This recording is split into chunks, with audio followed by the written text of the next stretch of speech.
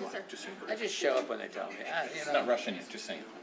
Okay, mics are on and live, folks. Just want to make sure that yours are on.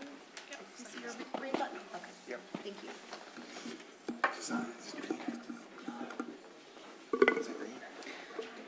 So Michael is running a little bit late. We'll get started in just a minute. We've got quorum.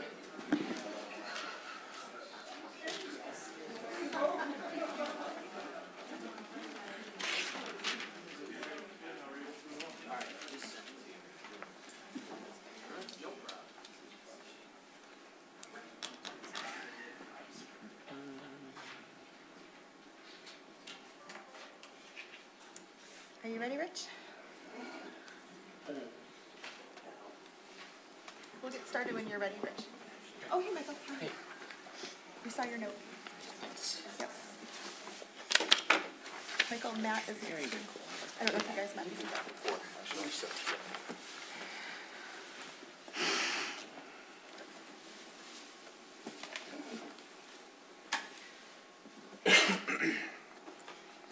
All right, wonderful, thanks.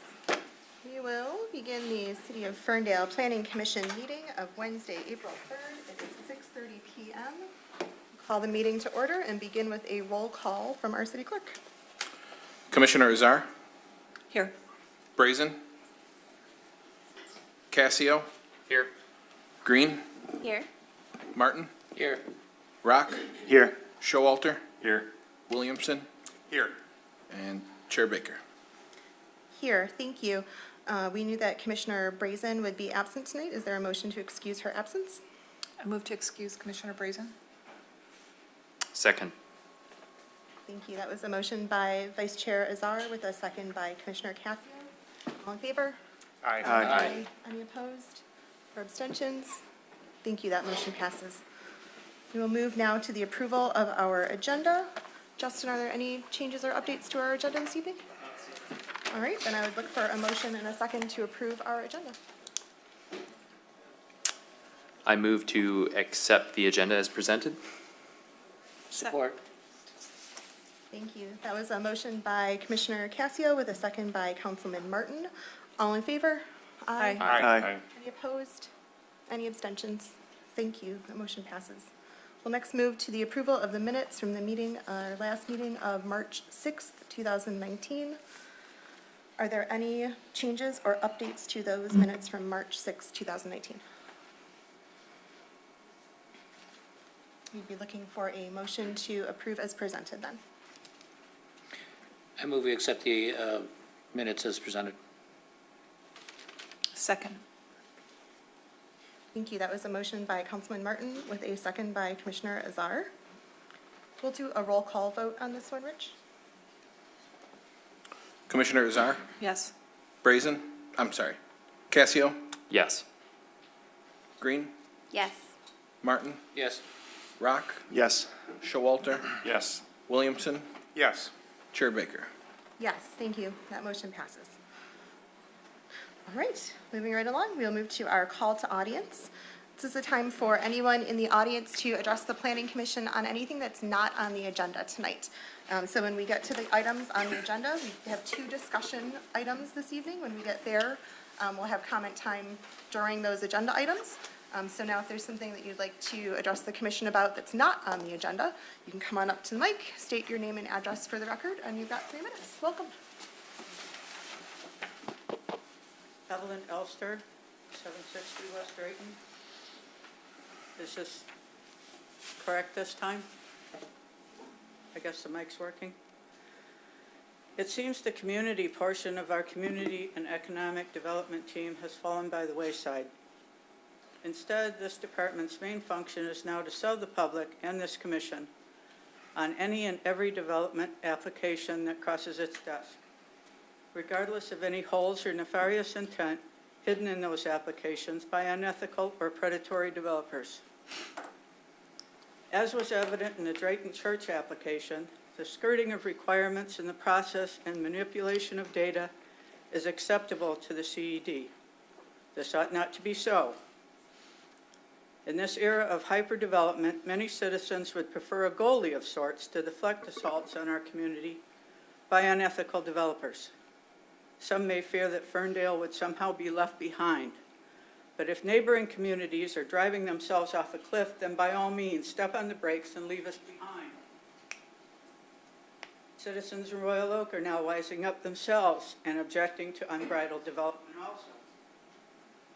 I have observed over my many years that the public has a tendency to emulate whoever occupies the White House. Let us please not do that this time. Instead of participating in the burying of the bar, we could, I believe, and should raise the bar here in Ferndale. I would ask that you exercise even more discretion and scrutiny in your decision process. Ferndale has been a cut above in so many ways for so long.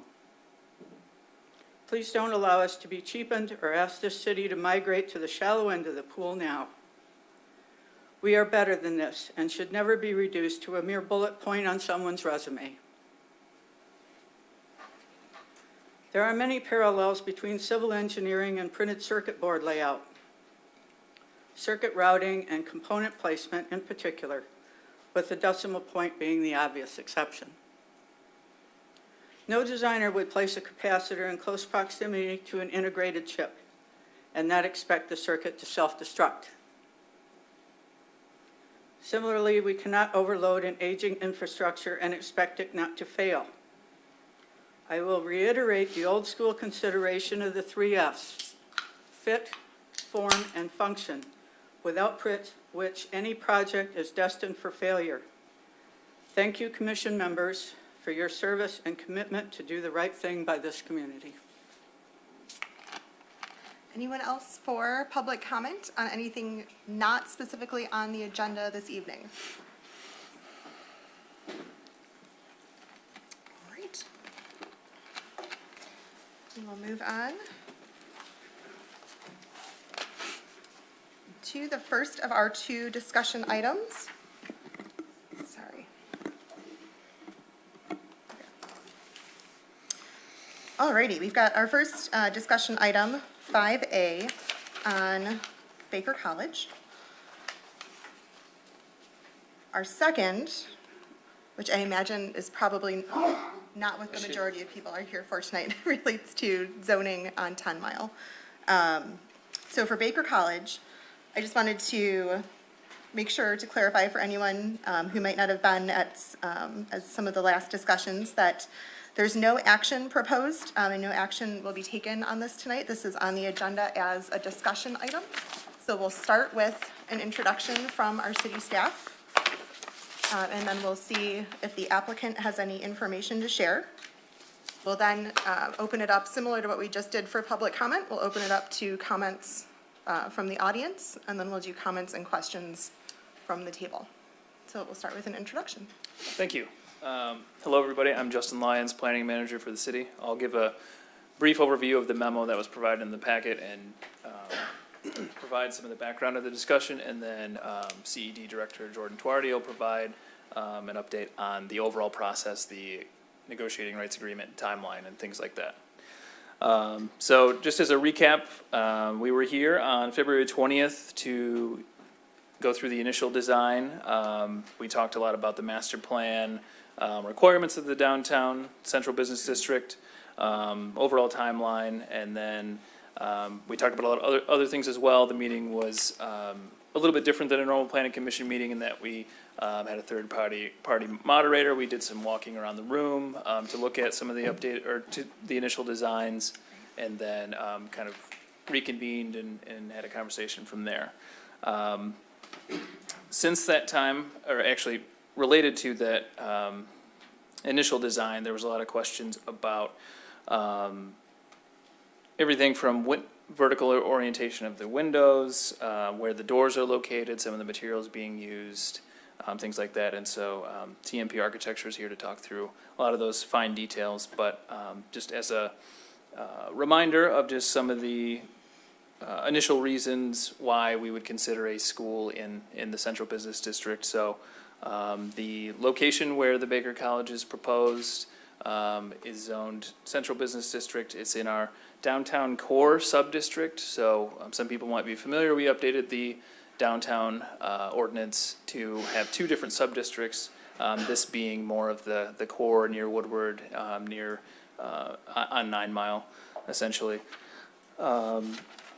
And schools are a permitted use in that district among a lot of other permitted uses, but that's the initial, first thing we do when anyone comes to us and says they'd like to put a potential development in a certain district. We ask what the zoning is, we look at what's permitted there.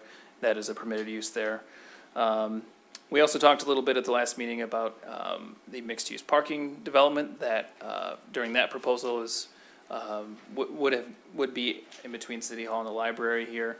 There's a lot of good conversation about that being a special land use, the requirements that go with special land use, a lot of discussion about traffic and how that would affect not only City Hall building, but the library, other businesses or buildings around there. What would the construction timeline be? So most of the updates that you will see that were in the packet and then also discussed tonight will be focused on specifically on the Baker College building, and the Baker team can provide some background on that. But for those that might not be familiar with the planning and zoning process, the Planning Commission does offer up opportunities like this to have a discussion with the Planning Commission where there's not a vote, there's not an official site plan submit, it's more of concepts and talking about renderings and site plans, and before a lot of extra time and effort is put into drawings.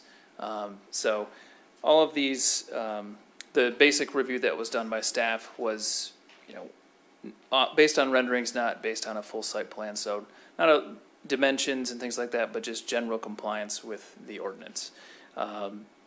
Things like upper level windows were updated to be vertically proportioned. Pedestrian access requirements were needed to be met, so some new doors were added to the project. We have some requirements for horizontal articulation, so that means everything from changing the roof so it is not just an entire straight line, providing some variety there, adding some recesses and projections to make sure the building is not a completely flat wall, and providing some accents throughout the building to make it a large building feel a bit less imposing on the street. There was a ground level arcade that was included in the previous design that is permitted by ordinance, but it was removed, and the TMP architecture team will go through and show that. There's also been an upper level green space that's been added, and then we added TMP added some street trees that would be required for any project really in the city, but particularly in the downtown. So those are just high level updates, and I'll let TMP provide some more details, but that was kind of the extent of the initial concept review. Mostly wanted to come here and have a conversation with the community and conversation with the Planning Commission. So I'll turn it over to Jordan Twardy to give an update on what else has been happening since we were here last. Thank you. Sure. Thank you, Justin. Hello, Planning Commission. Good evening. Good evening, folks in the audience.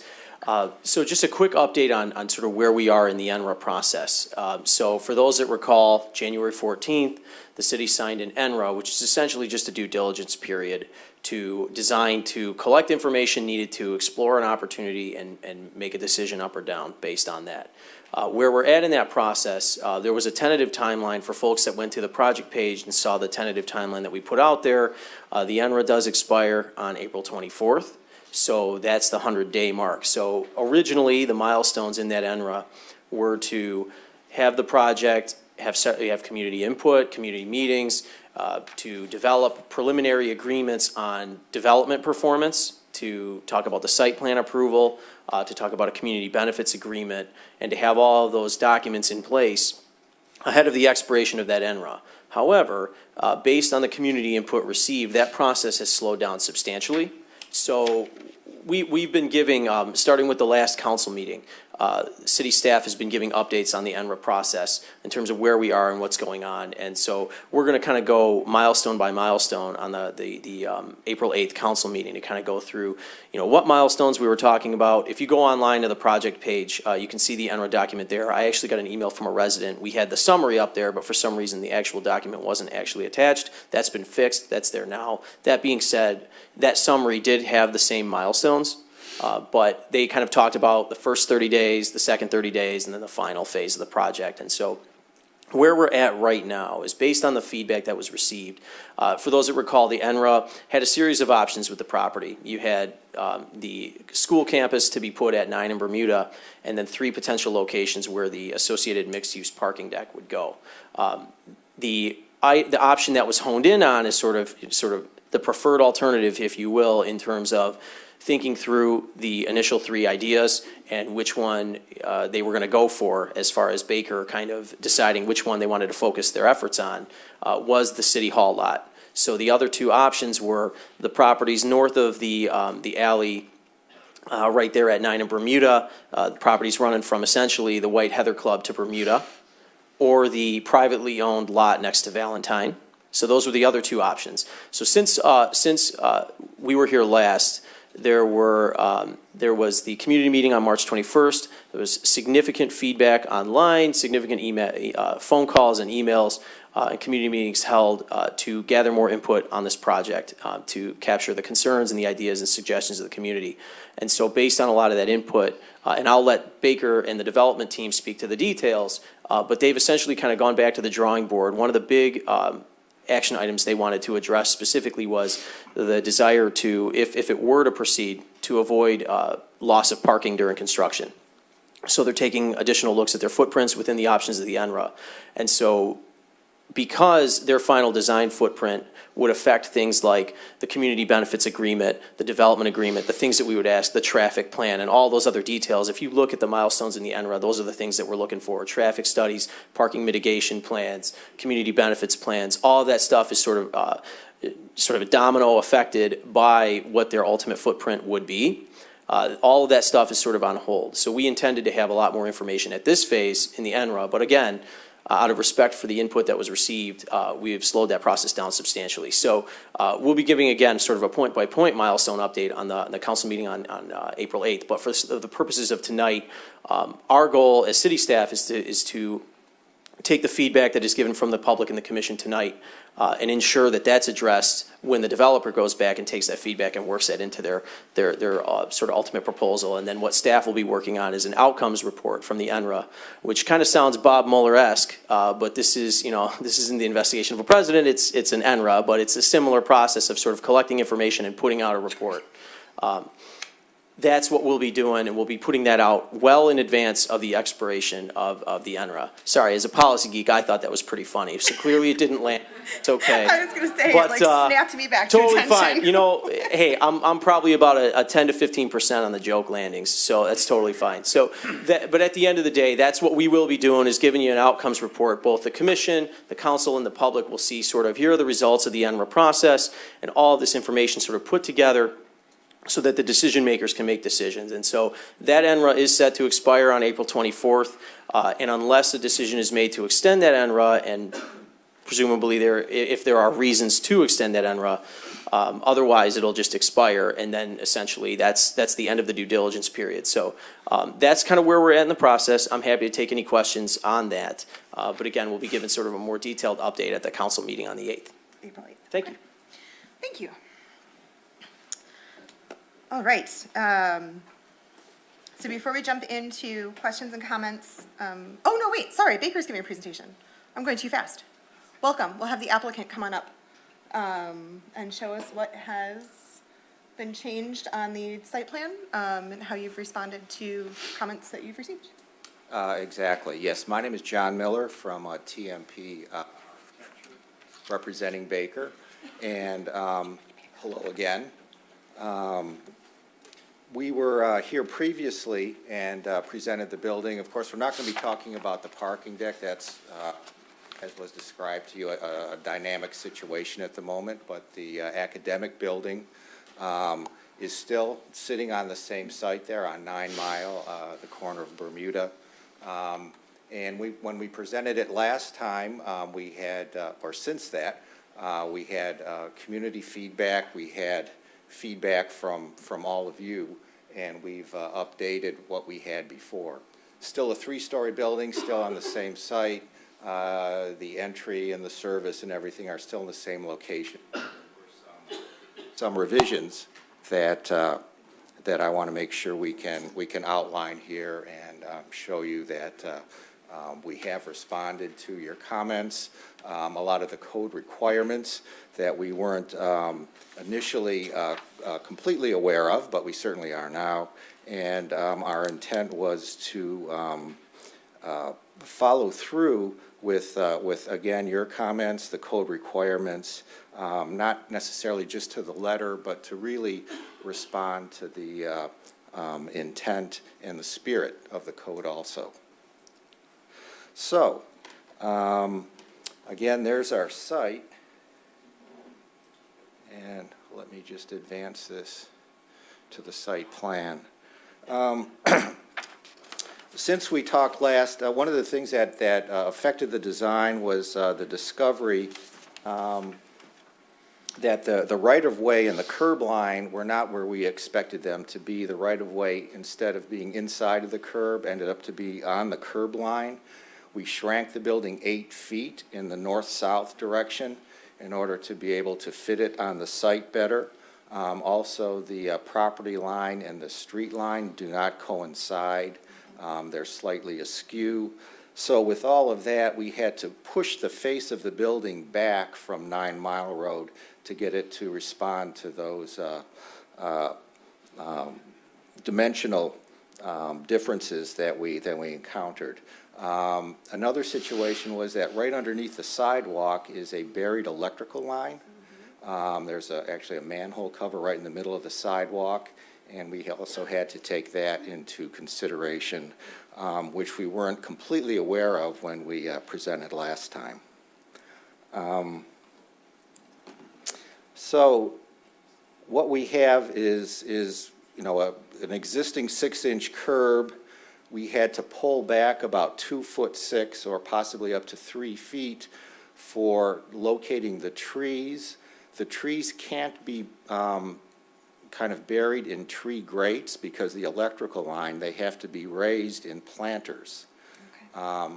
So we can't put those planters right on the curb line because if you open your car door, you'll hit it immediately. So from the curb line, the planters are pushed back. Again, from that curb line, the planters that we show are 5 by 5. You can get them smaller, but 5 by 5 will ensure a nice size tree to be able to grow there, especially in a raised planter. We also have, and that contains what's called the amenity zone, where you'll have traffic lights, parking meters, et cetera, which is part of your code. Beyond the amenity zone, required to have a 6-foot completely clear walkable sidewalk, which we have, but that pushes our building outside of the zoning requirement of the building being within 10 feet of the property line. Okay. So what we have showed is more or less what we think is the intent of the zoning, even though we don't completely meet the zoning because it's because of the situation, it's at cross purposes. So our absolute final design, we won't be able to determine it until the city tells us definitively, where we want to assume that the property line starts and how we want to deal with that divergence of the codes. Was that issue mostly along 9 Mile or was it All along along 9 Bermuda? Mile. Okay, mostly 9 Yeah. Mile. Okay, thank you. Did you And- encounter issues in the alley as well? No, the reason that we shrank the building down was so we could still maintain that 4 to 5 feet of sidewalk that we're providing. So we didn't push back right to the line of the alley. Okay. It's an 18-foot wide alley. We kept that constant and kind of shrank the building down to allow more frontage, again, to accommodate basically the amenity zone. Thank you for that update. Also, the front of the building, we have pushed the face of the glass back. You can see the columns are somewhat proud of the glass, and we have benches and doors that are inset 3 feet. In the code, they call that a dooryard. And we wanted to accommodate that as part of the amenities also. Along Bermuda, we have plenty of room. We have tree grates there instead of trees in tubs or raised planters. So we have plenty of room to accommodate the amenity zone and the sidewalk on that side of the street.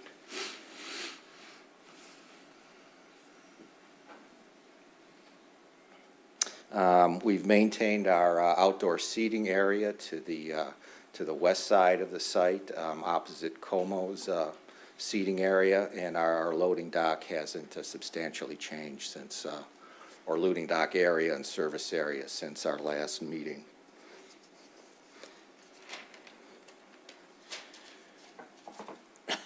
Next, I'd like to talk about the articulation of the building itself. Whoops. There it is. There were a number of code requirements that our building sort of, when we previously presented it, some of what we did met, some didn't quite meet it. You had to kind of look sideways and squint to make sure. So we redesigned this so we exactly meet, we believe, all of the requirements of your zoning. And the zoning has a separate section called articulation. So it was important in that section to articulate a base, body, and top of building. We certainly have a base of the building which is 80% glass. The vertical windows for the second and third floors represent the body. And the top of the building has the railings and parapet top of the building. I think that there you just didn't want to see a sheet of glass that encompassed 2 or 3 floors. It definitely is articulated as it goes from base to top of building, and that might show a little better in our actual elevation, where you can see the bottom windows. It's our 80% glass, are the vertically articulated windows for 2 stories, and the top of the building contains the railings for the upper terrace.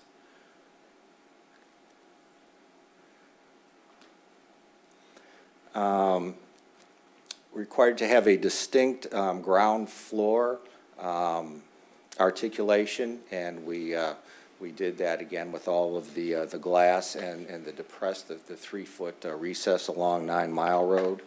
A signage band was required, and you can see where we'd have the signage band right above the glass of the first floor running straight across, so there would be plenty of room for signage for any retailer shops on the west side of the building, which have been provided and are the same as were presented last time.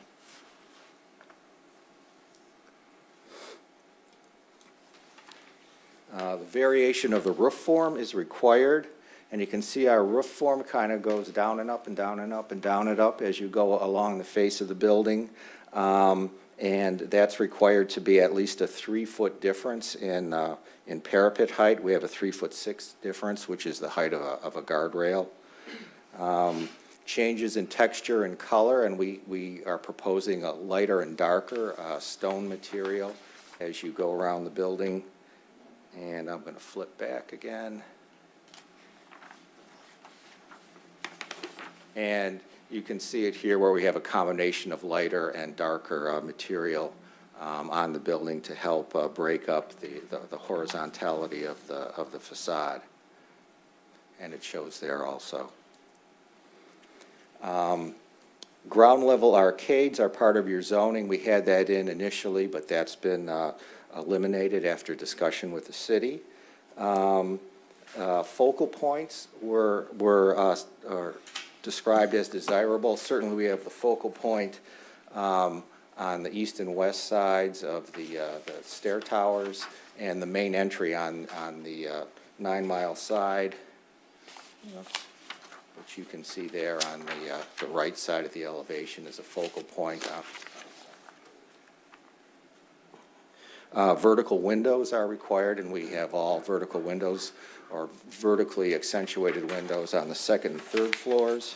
80% glass on the ground level at 9 Mile. We have 60% glass on the Bermuda side.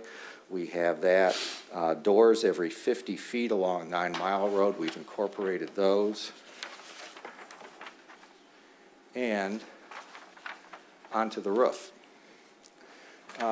Previously, we had showed a smaller roof terrace than what we have now, but there was a lot of commentary that wouldn't it be nice to pull that terrace right up to the 9 Mile Road edge of the building, where you could actually look over onto 9 Mile Road, and we thought that was a good idea too, so we did. So our roof terrace is much expanded. It is over and above the 10% required. We also brought up, you can see a stair on each side. The building stairs came up. We brought the elevator up to the roof. And since last time, we also added a multipurpose room and a gallery, so there would actually be interior space on that 4th floor that could be used along with the terrace. You certainly want spaces for maintenance folks. You have to bring water up there and some storage. But I want to make it a more usable, user-friendly type space. So you can see the combination of paved areas and green areas on the roof. And it also shows there. And part of the green roof certainly relates to sustainability.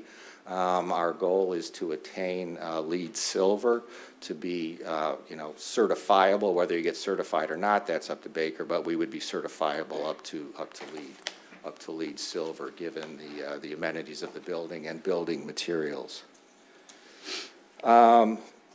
Building materials themselves, we're looking at a buff color, a precast or stone. If you go through the Ferndale downtown area, it's predominantly there are stone or precast buildings, also brick. So we were going back and forth to look at one or the other. Baker decided to go with the precast material. It was chosen for its prominence, its permanence, and sense of a solid and a real urban presence to it. And again, that material is on a number of buildings within your downtown area, along with brick, of course. Along with that, we have a black metal trim on the windows and railings, a miscellaneous metal trim, and a light green tint on the windows, which, I passed it up, which show right there.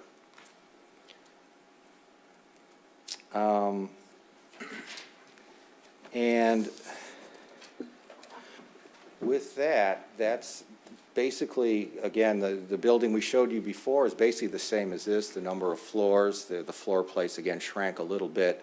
But those are the things that we have updated since our last meeting, really in an attempt to take in the comments from the public, the comments from the city, the comments from the steering committee that we have heard.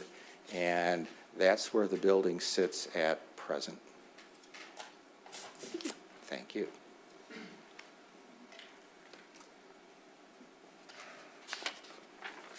All righty. So again, this is a discussion item. There's no action proposed and no action to be taken tonight. And you guys in the audience, have seen what we've seen. So no parking structure update, no traffic update. I know a number of things that we were all kind of waiting for, but we heard that those sites aren't yet decided, which is why we haven't seen them. So I just wanted to make sure to clarify might not be the right word, but share really the scope of the Planning Commission's focus in this process, which is that we review proposals to ensure conformity with our city's zoning regulations. And because this project includes, as they've proposed, some city-owned properties and public property, we have the ability to bring some broader topics around community benefits and how the project fits within our land use goals into our deliberation.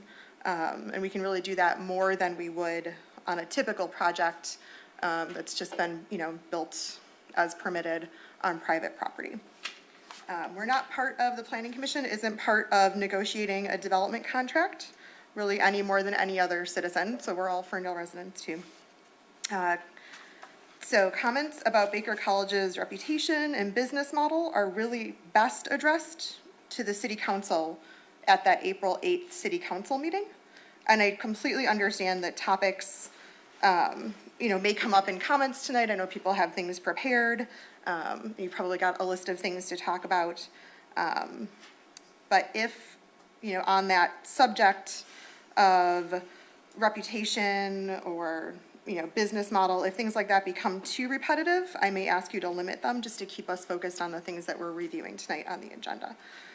So that said, I just want to share, I've got a list of more than a dozen topics that have been raised to and with the Planning Commission that I think are clearly within our purview, which include, and not that they've all been updated tonight, but parking, economic spillover, economic opportunity costs, location and siting within the city, green space and sustainability features, building resiliency and reuse capacity of that building, demand on city services, signing, branding for storefronts, signage in general and branding for storefronts in particular, comments about business hours, and I can't read my own handwriting, the fit within the DDA's strategic plan and the master land use plan, materials as proposed versus what people may want to comment on, active streetscape or streetscape activation, traffic and traffic studies, and then alley cleanup, activation, and circulation. So we've talked about a lot. We've heard a lot from the public. We've talked also, about some of these things as a planning commission. It's not an exhaustive list, and I'm not trying to limit anyone's comments. Just wanted to kind of focus a little bit of a differentiation between what the planning commission's working on and then what the city council's working on. So I'll stop talking now and let you guys talk. So come on up. We will have anyone who would like to ask a question or address the planning commission on this discussion item related to Baker College. Come on up to the podium. Please state your name and address for the record, and you've got 3 minutes.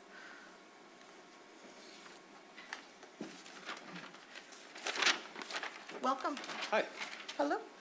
my name is Richard Neal. I live at 865 West Marshall Street.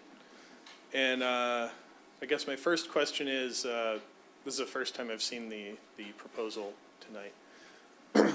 And I wondered about the parking lot behind Como's. It's currently a parking lot. Right. Is that city-owned property? Yes. And has the city already agreed to sell this to Baker? No? No, that's what this whole negotiating process is about. Okay. Yep. Okay. And how is that negotiated? Because I don't have a great answer to that, I'll just take the rest of your comments and we'll have the city answer that. Okay. Okay. And then my other comment was, I heard, I don't know if it's a rumor or true, that the mayor has stated that the residents want this Baker proposal. I've not yet heard a resident speak in favor of it, and I've not seen a Facebook comment on any of the multiple Ferndale-oriented Facebook groups from residents that are positive on this.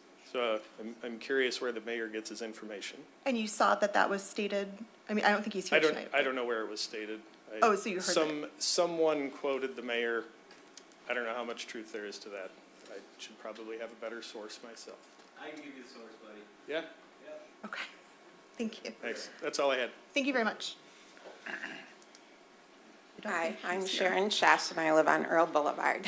So, Welcome. from how I understand this, Baker has decided to come to Ferndale, and because they like Ferndale and what we have to offer them.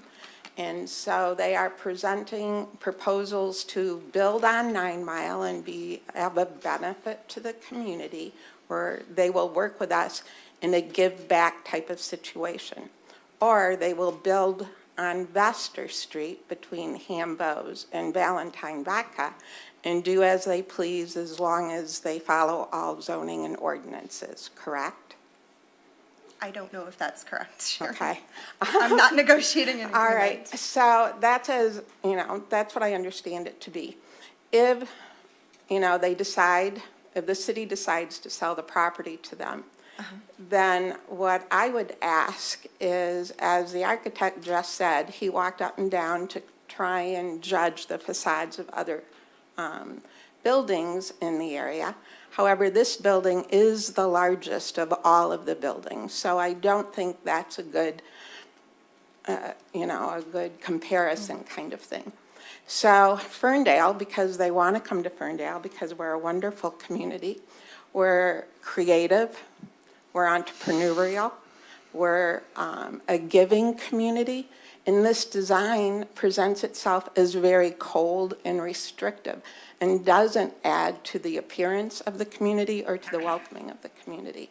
So with all of the architects that are serving on the Planning Commission, I think they could advise Baker towards a different design or a more definitive design that better fits our community, not just the space that it takes up.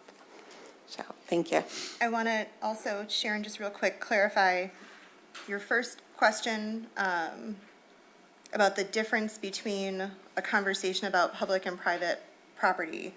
I said no because I don't know if they're who they're negotiating with on any other street, but your statement was correct, and I shouldn't have said that it wasn't. That if this were to come at a different location that was all private, this would be kind of a narrower discussion. We wouldn't be talking about community benefits. It would be and like other anybody moving into a private home or something like that, and you don't or have updating all of their that. commercial business on Correct. Hilton or something. I understand that. I just wanted to verify that. Yeah, thank you. I Thank you. shouldn't have said no to the holistic comment. Welcome. Thank you. Rich Kennedy, 747 West Oak Ridge. The couple of the comments that I thought came out of the meet and greet meeting a couple of weeks ago. One thing by a Ferndale resident, and I just thought, I didn't see her here tonight, and I thought it would be a good idea to get this for you folks, I'll add it to my list. is that she works at Oakland Community College, even though she works here. She lives here. And businesses haven't seen any advantage from the students at Oakland Community College. I know that's something that's always sold, no matter what we're going to do downtown. And yeah, I don't know how much is proper to talk about traffic, but there was a gentleman sitting at my table who lives near Vester and is horrified that that's where his kids get picked up for school every day.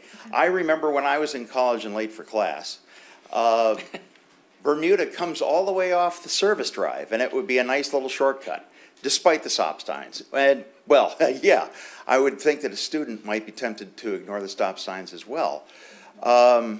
Yeah, I just have a hard time seeing this. I'm not against Baker College, but I have a hard time seeing this downtown. Especially if we break ground soon before the Troy project is done. There's no place to park. There is just going to be congestion everywhere and irritating to the people who live closer to 9 Mile than I do. Yeah, okay. Those are my thoughts. Project timing, thank you. That was an important one that hasn't been on my list that I missed. I'm sorry? The project timing, thank you. That should have been on my list too. Yeah, thank you. Thank you, Rich. Welcome. Hi, Dave Bray, 741 Leroy Street. Thanks for this opportunity to speak. My concern is the proposed parking structure in the lot between City Hall and the library. I guess it's lot 11. In 2016, parking deck site evaluation of this lot was done by Material Testing Consultants Incorporated, and they found natural gas. The library was evacuated and closed for a few days until the gas leak was capped. So when drilling was done last week or the week before, I noticed that it was done in different locations than the previous one. So I just wanted to make sure that whatever findings came from the 2016 evaluation were reviewed and considered before any decisions were made about using that lot, to avoid any unexpected issues or costs. Thank you. Thank you. I'll ask the city staff to speak to that one after comments too. Thank you. Good Welcome, evening. Jordan. Hey. Good evening, Commission. My name is Jordan Smelly. I live just 2 blocks that way on 242 Ardmore.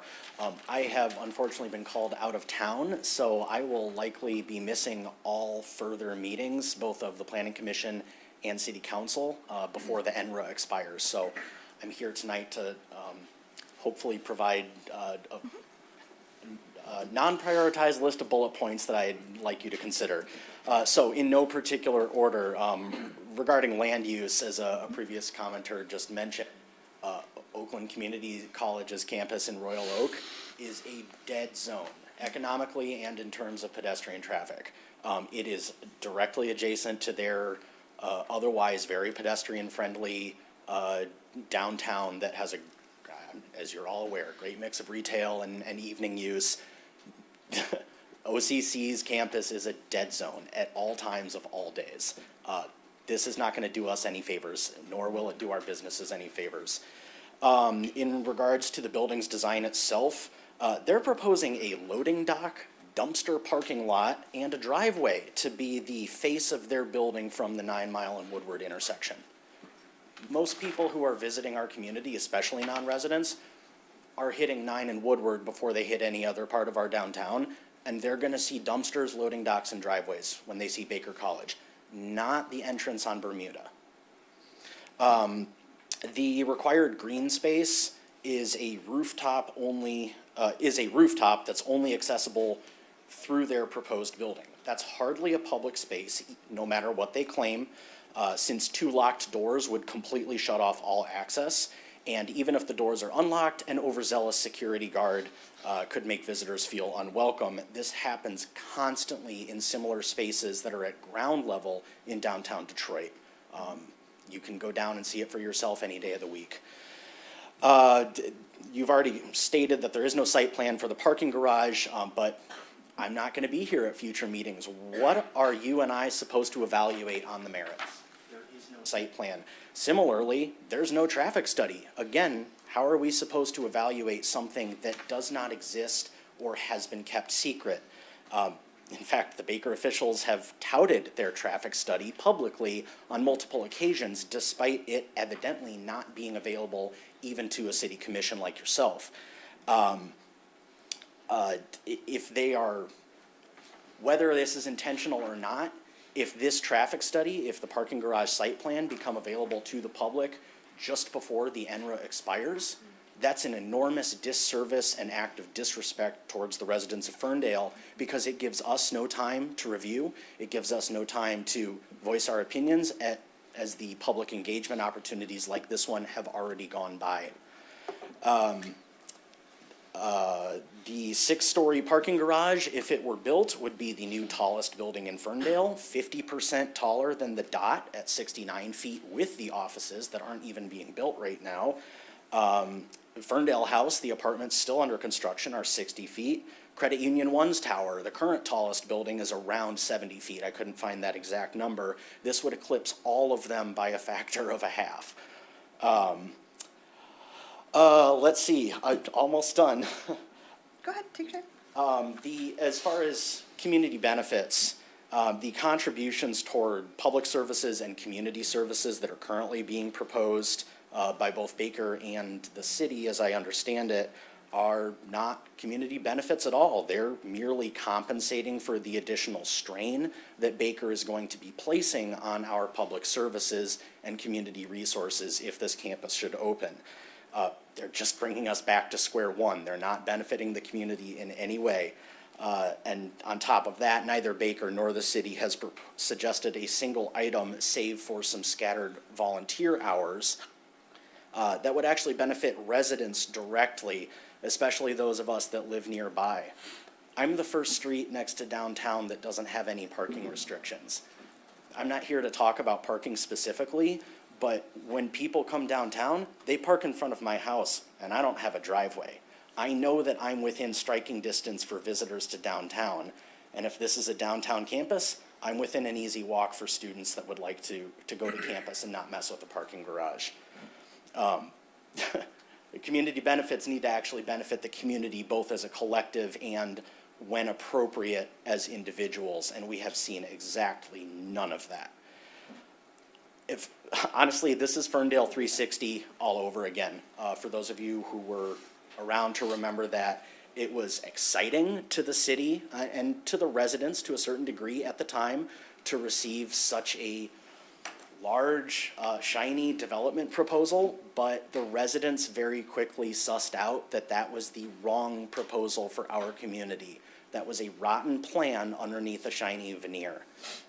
This is the same thing. This is not a fit for our land use. This is not a fit for our community services. This is not benefiting our community or our business environment in any way. Thank you very much. Thank you. And I'll also, I know you know that you can find all the information online, and I'm confident that you'll follow it, but I also wanted to make sure that you knew that you can comment online and send feedback to Justin and Jordan anytime while you're traveling. And Wonderful. would encourage you to. Or your city council Thank you. members. Or Sorry, your- through the chair. I'm sure you'll all hear from me. Thanks, I'll be Jordan. watching from afar. Thank you. Thank you. Thank you. Welcome. Thank you. Evelyn Elster, West Drayton again.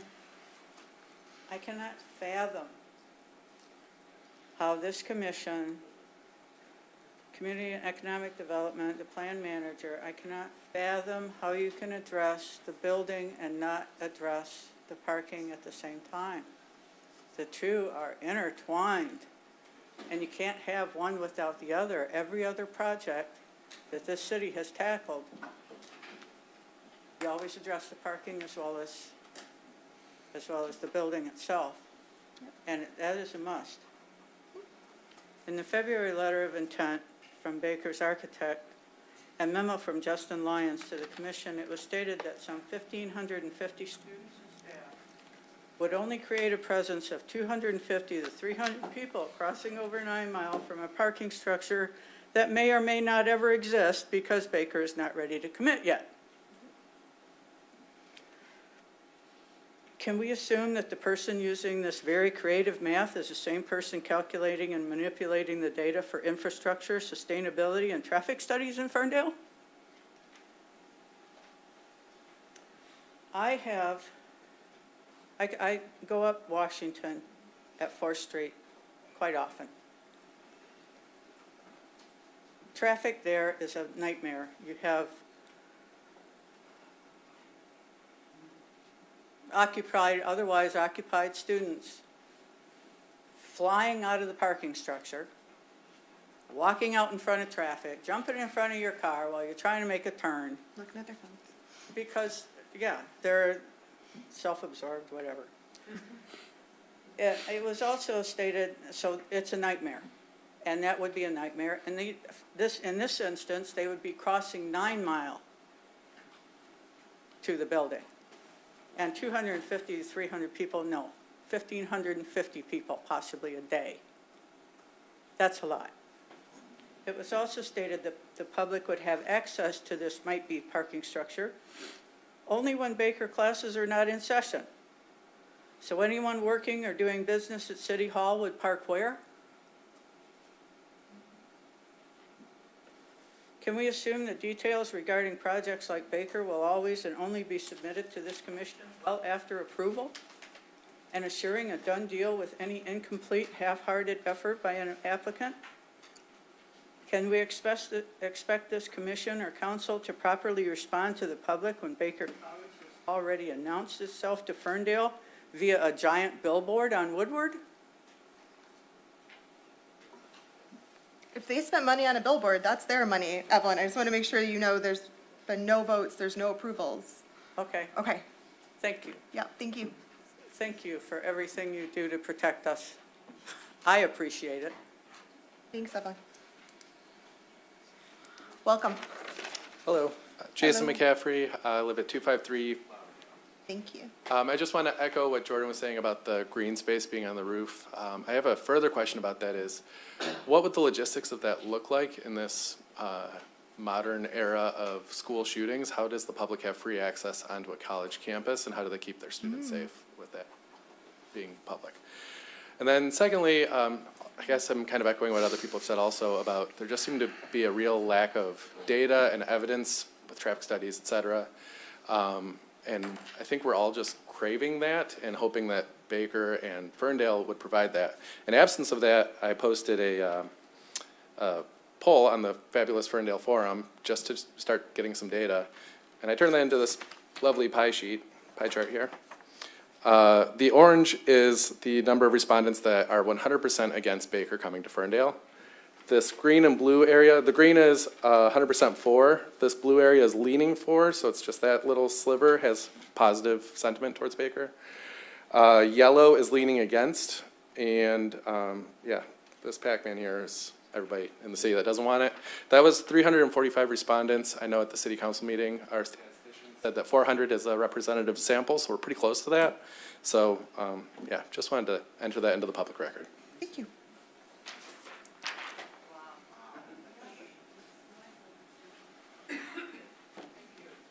Welcome. Good evening. I'm Mike Gordon, 212 Leroy. I'm also a member of the Ferndale DDA Design Review Committee. Last night we had a meeting that was unfortunately cut a little short because of time constraints.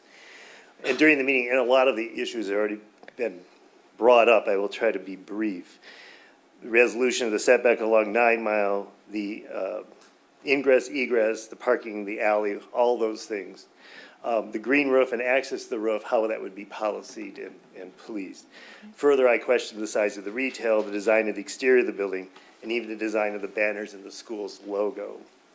I think it is, as people have stated, impossible to vet this clearly without a detailed analysis of the parking deck. Move forward with this would be a mistake.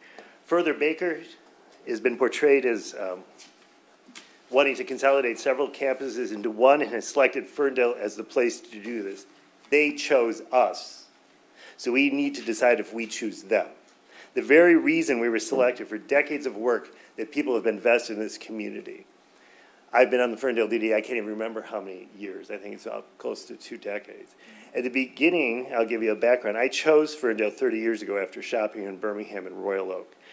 I picked it because of the future that I saw, and I was right. It has turned out to be a very appealing community. We now need to decide if this is a good fit for the next phase of our future growth. Further, Ferndale should not change who we are for them. They need to change who they are to fit our vision. The building itself should reflect our fabulous, funky, friendly style. The building currently designed does none of that. The architect showed some images of several buildings that were made of stone around the community. Why are they choosing to cloak themselves in buildings that were designed 75 to 100 years ago? If they want to move forward, we don't want to miss and have them become a 21st century institution and miss an opportunity like Beaumont missed a failed opportunity at 13 Mile and Woodward by replacing a strip center with a strip center. Wahlbergs, really? Who cares? We need leadership that doesn't gush over the development like a smitten schoolgirl. We need leaders who know what is possible, how to negotiate what is reasonable, ask for innovation, and to push the envelope forward. We are not to treat developers and investors in a royal red carpet rollout, only looking at the dollar signs. We need thoughtful, paced growth, intelligent design, and someone who's not afraid to say no. If this isn't the best for the community, for the people who've worked and lived here for decades, who are fully vested and invested, then please say thank you and say no. Thanks, Mike. Okay, all right. We're focused on comments, not clapping. Thank you. Welcome. Hi. Leah. Hi, Leah. Welcome. Thanks. Public speaking. Okay. So I am also on the DDA Design Committee. I also attended the meeting last night. I'm not going to go into that too much or my design critiques too much. I did give those over at last night's meeting, and the city has them. Justin has them. The architect has them. And the gist of my design-related suggestions to Baker and their architect was that even a one-building college in an urban core location would benefit from the campus-like feel that having a well-designed outdoor component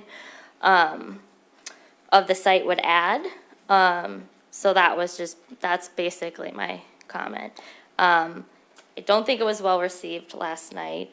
I'm trying not to say anything really that's already been said. The main reason why I'm commenting at all tonight is to try to bring up a point that I don't think I've heard brought up so far, which is conflict of interest. I know that we have one planning commissioner with a professional relation to the project, and I'm guessing that could be why she's, not here, and I'm sure she's recusing Exactly herself. why she's not here, yes. Right. Yeah. So I just thought, and if you can't do it tonight because she's not here, that's fine. I just haven't heard that directly addressed in the meetings, and so, either she could address it at the next opportunity, or if there's some way that we will address that fact to the community. And then additionally, and likewise with, when it gets to city council and gets that point, I know that Baker has some partnerships.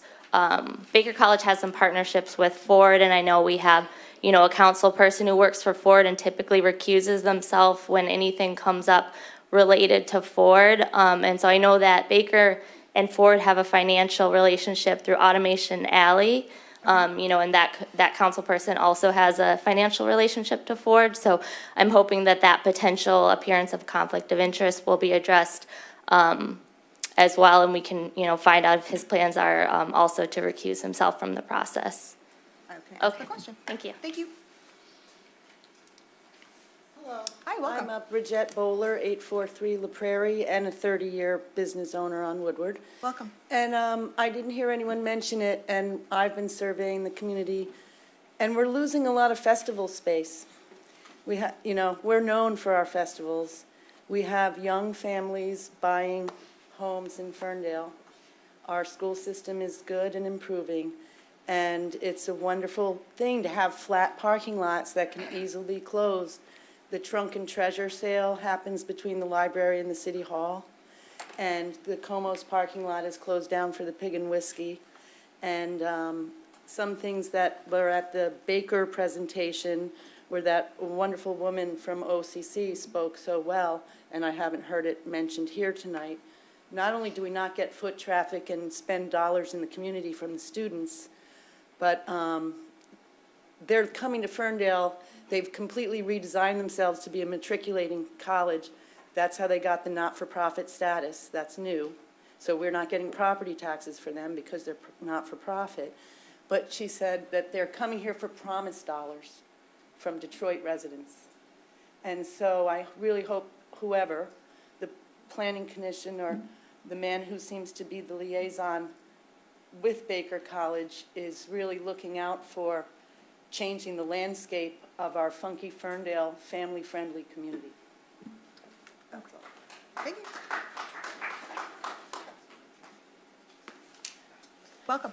Hi, Sarah Brown, also business owner on Vester. And I wanted to piggyback off of the earlier comment about the dumpster and delivery at Woodward and 9, because that's been a concern for me, and I'm very much a visual learner, if anyone else here is as well. From the first Planning Commission meeting that Baker got brought up, I know myself and maybe a couple others also commented on updating these renderings to actually show what 9 Mile looks like. A lot of effort was put in to kind of duplicate what the buildings around it look like, but it seems like every time I see an updated picture, it's still not really accurate to what 9 Mile would look like with those big buildings around it. And then also with that delivery, I know we talked about in that first meeting, also not only it just being an eyesore from 9 Mile and Woodward, but the truck that was on there, I don't know if it was like one of those like Tonka trucks that they had sitting in there, but like an actual delivery truck in the space that they were showing didn't make sense to me, and I look at that alley every day, as well as that not being a through alley. So I don't know if they're suggesting it to be a through alley now, which would be a really big concern for myself as a business owner on Vester that uses that back alley, but it is closed off. We can talk privately again about that dumpster back there because it has a lot of issues as well. But if they're gonna suggest that, I would like to know if that would be open for discussion, because that would cause additional issues for the business owners back there as well.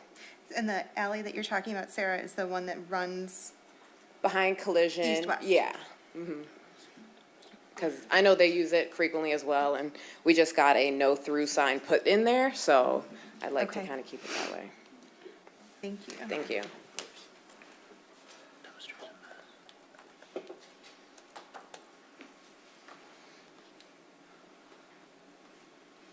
Right. Looking for additional questions or comments? Welcome. Hi, thank you. Thanks for your time. Dan Moyer, Central Street. First, I'd like to reiterate a few comments that have been made in terms of the lack of leadership, and I think this is certainly telling of that. I'd also like to encourage you, Kate Baker, to consider taking different roles within this community, perhaps, because I think you are an excellent leader, and I think that you would be an individual who would be represent positive change for our elected officials. So I was the youngest elected official in Ferndale's history about 10 years ago. I know this, Thank you. and maybe you should become our first female mayor. Oh, Pam McCullough was our first. Second. My bad. Our second female mayor. Not a history buff. Stop. Okay, we're stopping. So Thank you. I do think it's Good. telling that. You don't have to butter up the planning commission chair, Dan, but thank you. In all honesty, I hope you consider. Thank I do you. think it's telling that you have asked us to limit our comments on Baker's reputation tonight. I just and want to make sure they're I'm focused to the right body. Right, That's all. but I think that's telling, and I think that's really important. When I was here on February 20th at the initial meeting, part of there was a community fit aspect, and many of us has certainly made the case, apart from a giant building going right there, that this isn't a community fit. I'm going to steer away from that, though, and express my disappointment in the way in which this process has been handled. I think the ENRA circumvents a democratic process. I think as the city continues to solicit feedback, and the mayor the other night at the council meeting tried to do a kind of involuntary poll of, are we 100% against Baker, or are we just against Baker downtown, right? And I think this perception of continuing to say, we want to hear what you think, we want to hear what you think, we want to hear what you think, while Mr. Pollica and Mr. Martin and others are apparently tied from being able to share their opinions and actually dialogue with us through this process, is incredibly frustrating for residents. And I don't see how it follows a representative democracy or embraces a democratic process. And I understand that that's not planning related, but at the same time, we only have so many of these meetings. The city, across the board, and Baker has not made the case for this project. There's no data supporting the idea that there are going to be economic benefits to local businesses. And many of our prominent downtown businesses that bring individuals into the city are opposed to this. The community benefits for this project, I've not heard one. Maybe I'm missing something. I haven't heard anything. No, neither have yet. And my assumption is if you ask Baker what type of lecture series they provide in Allen Park, in Auburn Hills, in Clinton Township, right? What sort of community benefits do they offer those individuals, right? I'd be curious to hear their answer. I'd also be curious to see if they have economic data that supports your students spending money in those communities where you currently are. 9 Mile had been narrowed a few years ago, and maybe I'm missing something, but I don't understand how this fits with the strategic plan of the city and the narrowing of 9 Mile. So perhaps that's something that could at least be addressed, right? And I know that how this project can happen at the same time as the DOT has not been addressed. We would not collect taxes on them. So what's the benefit? Are we saying essentially that maybe the net gain of 40 parking spaces in some years is the net benefit of this project? I mean, that's insanity. The last thing I want to address, Councilman Pollica talked about not making decisions based upon the loudest voices, right? Well, when the city engages in a proposal such as this, right? You force the hand of residents. when the city seemingly has not properly vetted Baker, you make residents do it for you, apparently. And the idea that it's somehow just loud voices coming up here is completely inaccurate.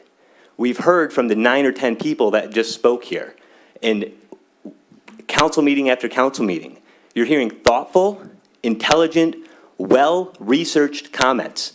And my neighbor Jason just presented a poll of 345 people. And to express those numbers in a different way, and then I'll leave, 80% are 100% against it.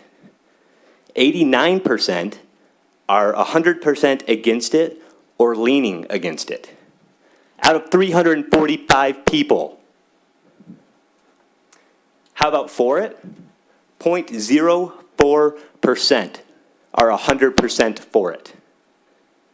We get all the way up to 0.06% being 100% for it or leaning for it. The community has been crystal clear on how they feel about this project, and I really hope our elected officials listen and eventually respond. Thank you.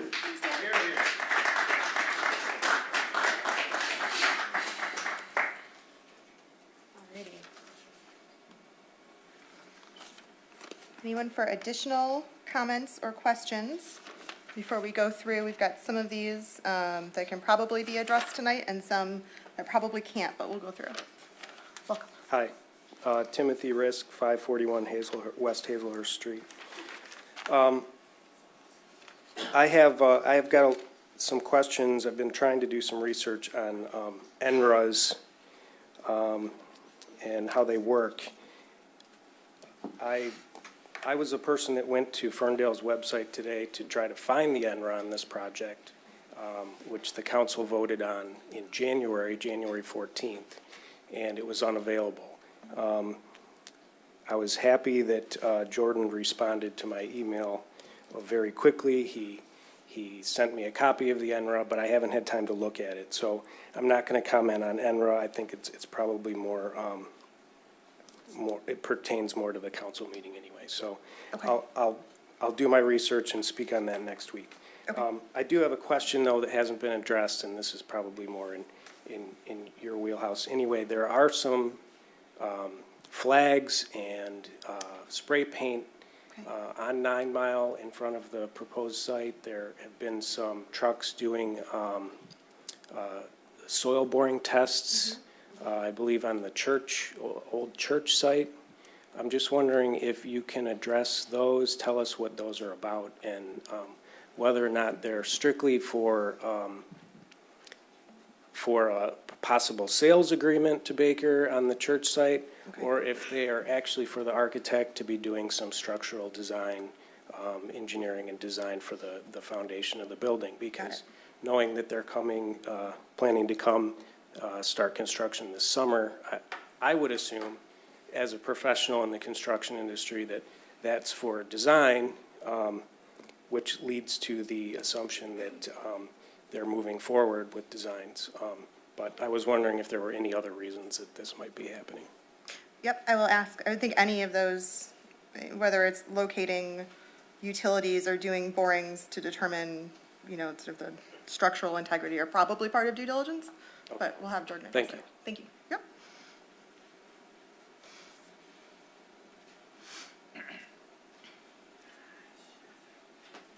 Come on up. Welcome. Hi, my name is Charlie Cavell. I'm on the Ferndale DDA Business Development Committee, and I thought I'd pop over. I've been following this online, and you mentioned a dozen things or so about things that you were keeping track of, and folks brought up a lot of opinions. I am curious to know, and didn't catch, maybe you said this, but how important or what value is placed on sincere diversity or inclusivity, and the value or cost that might bring if Baker comes. I've heard some things online and from people that, this will be one campus, this will be, as someone was saying, mostly Detroit residents, and maybe there's some coded language there, but I'm just curious to know what if any importance the planning commission or council is placing on the value of diversity and inclusion, because I personally moved to Ferndale on purpose because I feel this is a welcoming, funky place that wants more people to be welcomed. Is your So- sense, Charlie, that this would bring more, more diverse population? Or I just Yeah, wanna make so sure what I know understand about that. Baker is that it's a mostly first-generation black and brown college population, and I think that's cool. I don't know if the building's cool or the parking's cool or anything else is cool, but I like that. Okay. Thank you. Just wanted to make sure I understood the comment correctly. Thank you. All right. Other questions or comments on this subject?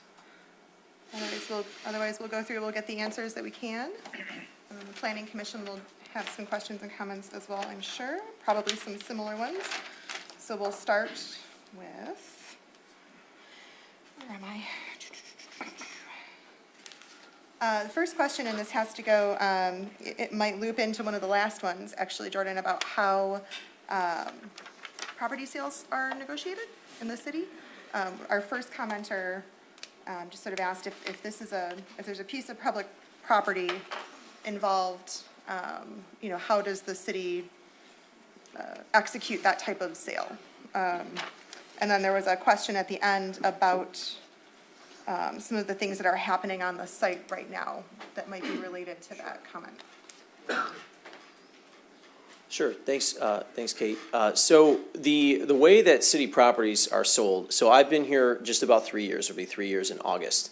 And in the time that I have been here, the city has not actively been selling, well, certainly not parking lots, but whether it's like some random unbuildable lot as part of a, tax foreclosure property that we received, or it's mostly been sort of small pieces. And those, for smaller real estate, for like a single family, whether a buildable or unbuildable lot, that process essentially, you list that with a broker and you treat it like a home sale. It's sort of a nominal property. But When the it- city council still approves the sale. Correct. And those are all public hearings, and those are essentially, those are listed through a broker.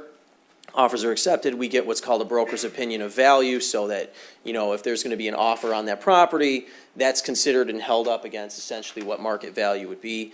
That's for small stuff. For like a tax reverted house. Correct. Or, for example, like, the railroad, and I'll say this lovingly, gifted us some property as part of their expansion. So, finding, we're not looking to be property holders. So pieces like that, it's a smaller piece, smaller property, smaller process, but still publicly accountable. For larger properties, that's not something, certainly in my time, that we've been involved with here. So, and I know there's a lot of sort of question and confusion about what the NRA is. So the NRA process was chosen for this. It's used for the DOT. So we're currently in an active NRA with the development on Troy. And what that governs is when there are projects that have a lot of moving parts, a lot of things that need to be vetted from a compliance standpoint with ordinance, with legal requirements, with terms of conveyance and operations, and sort of legal documents that capture all of those sort of moving parts and define the terms through which a property could be potentially conveyed. The NRA is a legal process that governs expectations of how that negotiation will go and what elements out of that we need to make a decision. So that's not that. Basically, that's the second time in 3 years that we've used an NRA for those two, because we really haven't been aggressively going after the sale of public property. So we were cold called on this, and so we applied, the process. It worked for the DOT. We were cold called by Baker. They were interested in looking at that. They gave us a timeline. They gave us a proposal. We negotiated the terms of the NRA. We put that out publicly, and we defined. We said, okay, Baker's coming to us and saying, you wanna explore this over the course of 100 days. In order to do that, these are the things we need to see. So you'll note that I know there were a lot of comments and questions about what about the traffic study? What about the site plan? All of those things are deliverables of the NRA process. We're not going to make a decision without those things. All this period is about is collecting information.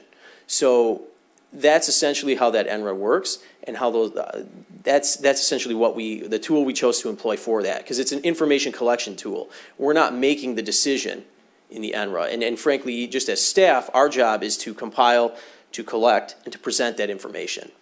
And then the decision makers at various levels, planning commission for site plan, council for property conveyance and overall project concept, they'll make those decisions, or they could decide a couple things. And I don't want to speak, so please, decision makers, correct me if I'm wrong here, but it could be, we're either good with this, we're not good with this, or we need more information, and we can extend the negotiation period to collect the information that we do not have at this time in order to make a decision. So those are generally the three outcomes they could look like.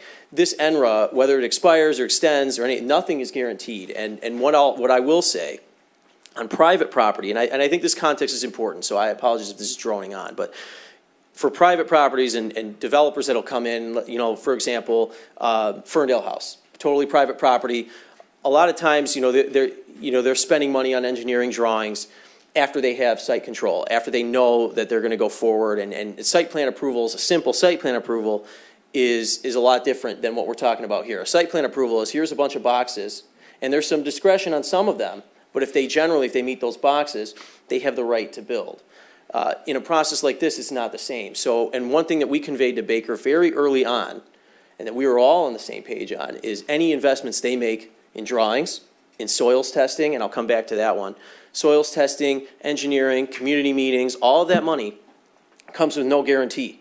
But we laid out those terms that we can't consider this in the abstract, and our public can't consider this in the abstract. We can't, in good conscience, bring something to the public that doesn't have those pieces. So this period, and I empathize with the frustration with folks in terms of craving the information and wanting that information.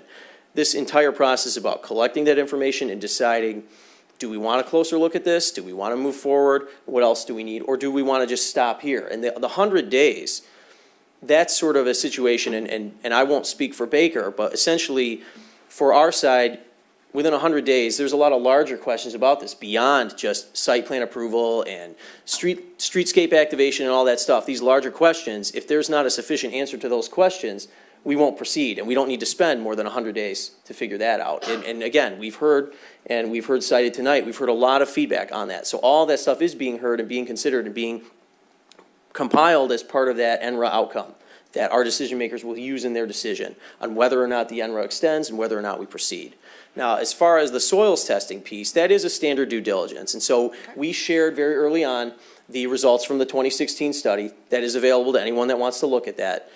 Because when we decided, and this again predates me a little bit, but the process of choosing where the dot, which is development on Troy, it could have been the development, well, I guess it would have still been development on Troy.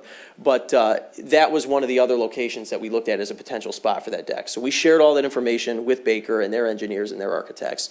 And the soils testing, and again, I'll let Baker speak to more of the technical side of that, but generally, you're testing, the geotechnical information in the soil, whether or not it could handle the building, how deep of foundations you have to build, all the sort of fun engineering stuff. So that is a standard due diligence. And again, that's an expense that they take at their risk. They can get a no, they'll have some great soils information, but that doesn't guarantee an approval at all. So it's just another piece of the information puzzle. So that's what you saw, those markings. That's exactly what that was. And I will just point out, they were required to apply for that. They had to pay for the parking spaces they took offline, and they had to do an escrow bond, which we had to make sure they properly disposed of the soils and followed all city processes. So that was just a standard due diligence that they took on at their cost and their risk. So that doesn't sway us. That's just part of due diligence. Thank you. You're And welcome. related to the natural gas issue, so that study that Sure. that Dave referenced and that you referenced, that found that natural gas pocket in the city hall parking lot, Baker knows that information. Yes. Okay, great, thank you. I'm going to come back to facade materials because I'm certain there's going to be questions and comments from the planning commissioners on that as well, Sharon, because I know I have one. So there were comments about sort of business spillover impact. It's something that's come up a couple times, and I've brought up a couple times, and I wonder, is that something that Baker's been able to bring us some hard data on? I know there's kind of this aspirational idea that, people will want to shop in the neighborhood, but have you received any information about, things that happen in other communities where look comes up a lot? I mean, that's probably the least vibrant end of their downtown, so for who knows what reasons, right? Some of those are small landlocked parcels. There could be other reasons other than just traffic or, but it's certainly a close by comparison that people look at and say, Mm-hmm. oh, it doesn't look like economic spillover is happening. Sure, sure. And so did we. And and if I've missed some data out there in the field, I'm 100% willing to be corrected. But in the research that we've conducted, what we found is we looked at peer cities like Albion and Adrian and Rochester and Royal Oak, and we didn't find that anybody sort of tracked this with any level of scientific significance. We looked at scholarly articles, we looked at economic development agencies, we had calls with the Oakland County Economic Development Team, the MEDC research team, so the State Economic Development Office, and what we found, and we explained a little bit, and there's some summary documents online on the Baker Project page that we have set up.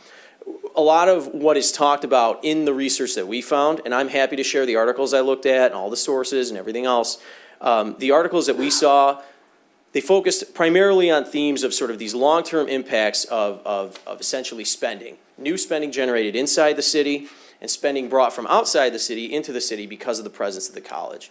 And given the sort of the truncated timeline that we had here, the intense level of engagement that we had, and the concern to make sure, and ROI is just one piece of this. I mean, one of the things I just want to emphasize too, in terms of staff and leadership looking at this, we're compartmentalizing these different pieces. Each one of them is important. The fit piece, the design piece, the ROI piece, all that stuff matters. But just in terms of ROI, knowing that's just one piece of the pie, that informs sort of the strategy that we had in terms of going after community benefits, because with the research saying all this stuff is long-term, and I'm not finding anything that's super convincing one way or the other, frankly, about that real impact. You can see a lot of anecdotal studies. You can, at the community meeting, there was the gentleman from Owasso that talked about how great it was from his perspective that having Baker there was great, but there were not stats behind that. That's not meant to be good or bad, but that wasn't something that the city team wants to hang their hat on. So what we kind of saw, we said, okay, you have these sort of long-term impacts that are possible, but if we're going to consider this further, the city's strategy was, what can we have guaranteed in the immediate and the near term? And that could be easily quantified, and that could be digested by the city team, the elected officials, and the public, and have that resonate. There were some comments tonight about just sort of what those community benefits need to be and should be. One of the reasons that is not finalized yet is the scope of what is possible in that negotiation in terms of some of that being cash and in-kind services. And there's some high-level themes on the documents that we put together in terms of, we talked about, lots been talked about, they're a nonprofit, so they're not going to have taxes. Well, our ordinance requires that they're going to have some commercial space on the first floor of the deck and the first floor of the school. That commercial space will pay taxes. So we want to make sure that that tax revenue is there. We do want to make sure that they account for the increased demand on city services. We worked with the police department. They recommended 1.7 full-time equivalent officers. That was the impact that they saw. So that was a number we looked at and said, okay, well, what does that cost? And that should be part of this. And then what are the other things that the community wants? A lot of what we heard was opportunities for seniors to audit classes, partnerships with community organizations. So we're, as part of the effort to finish out this negotiation and provide information for decision-making and public consideration, those elements are part of that. The scope of what we can push and get and fight for is all predicated on, it's a thread that's all predicated on what is their final footprint, what is the cost that they're going to have to develop and meet all the ordinance, and then essentially what pliability does that create for benefits. So that's sort of why that stuff is all, that is the caboose of the train, which we get that people want that information and we want to share that information, but it's all predicated on all these other decisions. So we're not going to make a decision without that information. If it never comes, we're not going to make a decision in a vacuum. So I want to hopefully put some folks at ease that information is not there. No, it's not. But that doesn't mean we're just going to overlook that and forget about that and not decide. We expect that information. It's a milestone in the NRA. And so if that information does not exist, staff is sure as heck not going to recommend an approval of something that doesn't exist. So I hope that puts some folks at ease, and I get that this process is very jargony and it's not familiar, but that is something I just want to emphasize. So does that answer your question, or are there other pieces to that I can? Sort of. Sure. At this point, I'll tell you what I interpreted. At this Sure. point is that we don't have a strong demonstration of an equivalent type of school, right? There has certainly been research done on large residential universities as economic anchors and that sort of thing, right?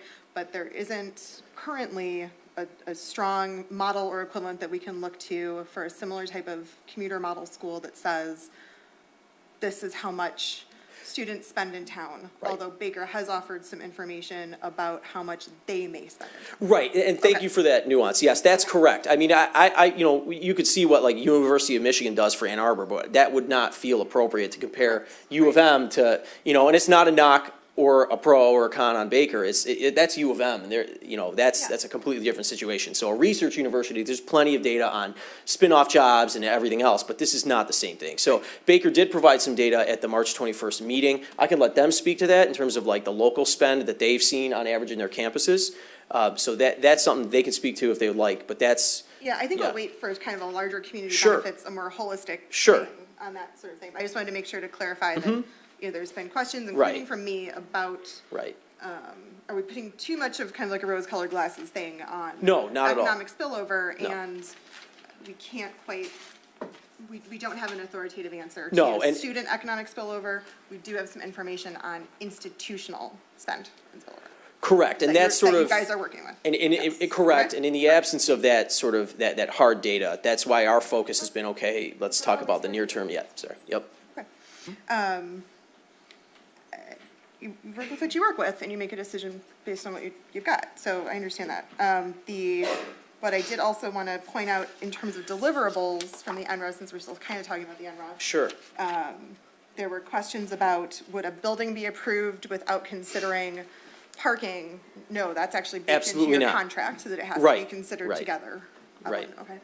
And then also in that contract, I believe, correct me if I'm wrong, is they need to address a plan that deals with timing around the dock project. Right. Right? And Okay. yes, and if I may, just to unpack that a little bit, that's one of the reasons for the slowdown, because this is kind of a finicky mic, sorry.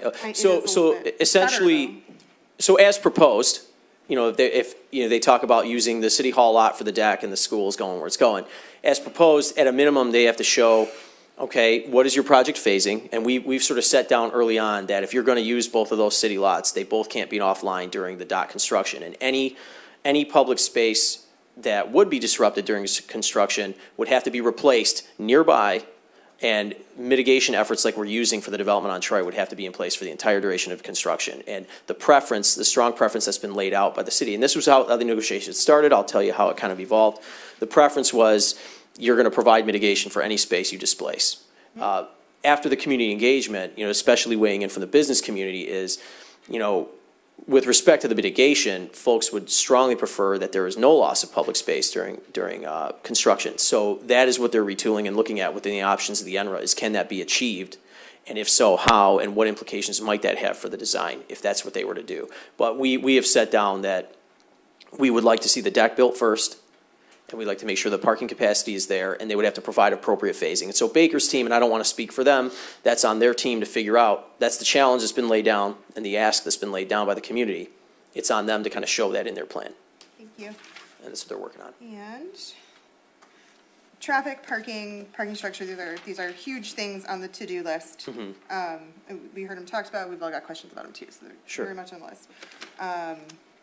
The question about green space and public access to green space. It's certainly very important in a downtown that has very little of it. But actually, this might be a Justin question about whether or not it's actually required by ordinance. We have requirements for privately accessible open spaces within buildings that are supposed to help add to both the character of the building and some of the articulation and other requirements of the building. But when it comes to public, and granted we can have a broader conversation, it's public property, and so I want to make sure we talk about this. Is public green space required? And is access to the green space that's upstairs currently under discussion, and how that would be managed? Sure. Okay.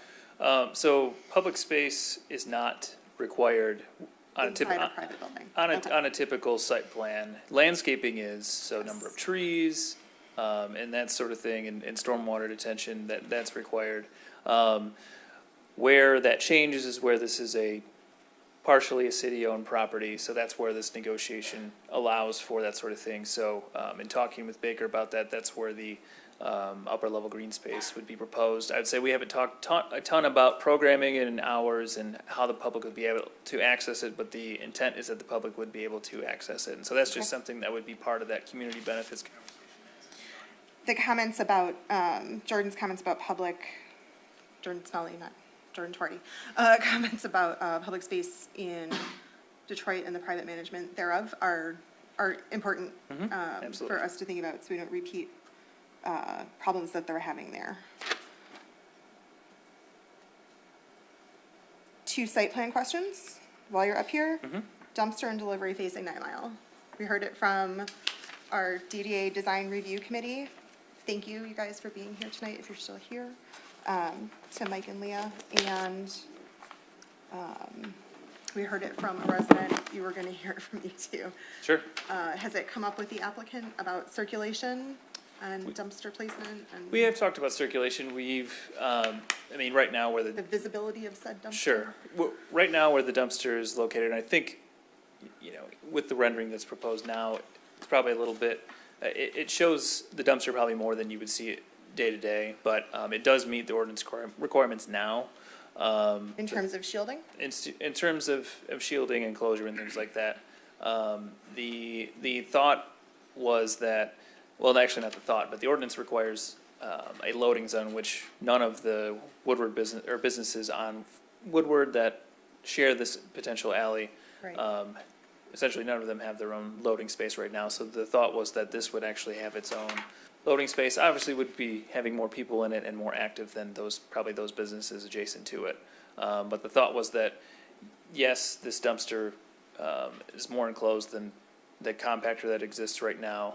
You know, we have talked with Baker about, is there an opportunity to enclose that public, you know, compactor that is shared by the businesses nearby. That has not been concluded or finalized or anything like that. But the intent I'd say from city staff, council, and the DDA is to, you know, make sure that that is an alley that has people walk in it now. We want it to be more pedestrian friendly as it goes.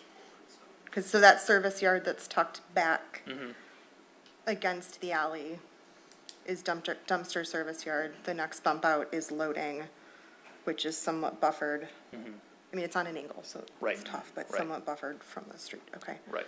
I imagine there might be more questions about that up here. Will you also talk, and I think I just saw Sarah had to leave, but would you talk about the alley circulation? Is that currently a one-way or not a through alley, or? So I didn't realize that, but I haven't driven it. There's limitations for if you were going eastbound on 9 Mile, where it's limited, I think, from like 3 to 6 or 3 to 7, where you cannot turn from 9 Mile into that alley. Doesn't mean people don't do it, but that's. The east-west. Right. Oh, the east-west. The east-west. So east-west, I mean, physically, you cannot go all the way through it to the west because of the compactor that's there. It does have to remain, it's definitely, so it's not a through option right now, or should not be. But it does have to remain open just as so the collision shop and the other businesses there. I think the former White Heather Club has a garage door on the back. Those all need to be accessible. Could I ask if this goes forward and we see a more comprehensive site plan, just so that Sarah and Dennis and other folks who are on that alley can see how the alley would be treated and how you guys would propose circulation and consolidation of dumpsters? Definitely, yes, absolutely. We want feedback from that. The businesses there are all the ones that are using it. You know, we have feedback from DPW and the cleanup folks that take care of it and unload it, but, you know, getting feedback from the businesses would be very important. Thank you. And you and I have talked before about the narrowing of 9 Mile and how bike infrastructure and other things that are important to Ferndale, you know, would fit in here and how that might impact on street parking. And so Dan's question at the end about the narrowing of 9 Mile and how the bigger picture fits together, that would definitely be something that should a bigger site plan come together, we're going to need to see circulation like big time. Absolutely. And really that's what we demand. So you know, I'm kind of the steward of the Ferndale Moves non-motorized transportation plan. So I would not. That's why we've talked about it. Yes, I would not want to undo, you know, what has been achieved on East 9 Mile. And so the traffic study would have to provide me for certain, and I'm sure council as well, a lot of details on how that would affect not only cars. Through the chair, it's another one of those components we wouldn't move forward without. Exactly, yes. There was a comment about losing festival space certainly back house space for festivals, even if it's not, sort of like tent space. Have you heard from any of our festival producers, many of whom are local? I have no idea. We have not, but that's something we can absolutely look into. Okay, thank you. Or talk with Michael, or, Yes, yeah, absolutely. okay, I'd say it's been very much top of mind with our director of special events, and so. I imagine. Yeah. Thank you. Okay, we heard from our design review committee. All right, so my last question, I don't know if Leah's still here, but I can only speak to the conflict of interest concern related to Commissioner Brazen. She brought it up with city staff, even before the planning commission had any idea that there might possibly be a conversation with Baker College. So I think in 2018, when she found out that they might be a client, she alerted you, because I know there was a conversation that I was like, hey, what are you guys talking about? And you're like, we can't talk about it with you. You made me leave the room. She talked with, and I talked with the city clerk about how best to recuse herself, and actually the city clerk said, well, she doesn't have to leave the room, she can just sit and not be part of the deliberation. Actually, she wasn't comfortable with that, so she kind of took it another level up and said, actually, I'm not comfortable even, being in the room, because this is such an in-depth conversation, and because she's the project manager for the architect. She doesn't work for Baker College, she works for the architecture firm. So I wonder if you would bring back some information. It might be helpful for the city council, because it sounds like there's a question about what's a conflict, what's a perception of a conflict, and how does Deb's is a conflict. Like, she's paid by the architect. Mm-hmm. This was very clear. It was discussed with the city clerk, and that's why she's not here. But perhaps if you bring some information to the council, so that they can consider Leah's question. I don't know if Leah's still here. Yeah, absolutely. Okay. Thank you. Okay. All right. Thank you, Planning Commission. I imagine that a number of us had similar questions to the other residents. I want to make sure I got them all. There were some comments. Okay. If I may, through the chair, there was one other comment I'd written down that I know it's on the list for the public safety issue and concern and discussions with our police chief that have been engaged, but I think that's something to clarify around access. We talk about green space and other things that's there, but Sure. that there's that, at some point, that report out from the public safety aspect. Oh, gosh, well, that normally comes with a site plan. Yeah. So the question about security. But we didn't mention it again, I just want to make sure we capture that. Access to spaces, there was a question about, heaven forbid, a school shooting or an emergency at the campus. Yeah. Not only do I know that those are things they deal with at our schools already, but we get reports from our key city departments, bless you, when we get site plans. Yeah, I just want to make So- sure we talked about it and mentioned it, captured it, that it's another component we need to have to. We got that one, Justin? Yes. We look for that. For Thank the you. PD, thank you, okay.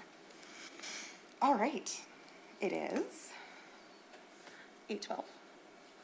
And who would like to kick off questions and comments from, whether it's questions for city staff or questions for the applicant? If I may, through the chair, I'd like to clarify one piece.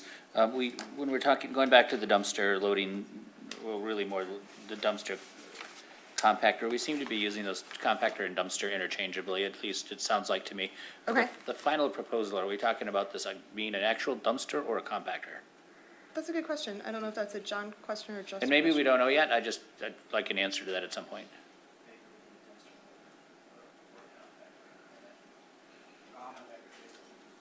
I know we need to address the screening as well. There's a compactor, city compactor sitting in Okay. the alley now. Yeah. Right.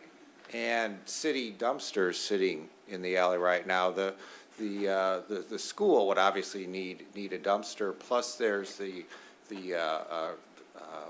retail slash commercial entities, which would need that too. So, it's primarily a dumpster use. Certainly the size and capacity of that compactor that you have back in the alley far exceeds the needs of the school.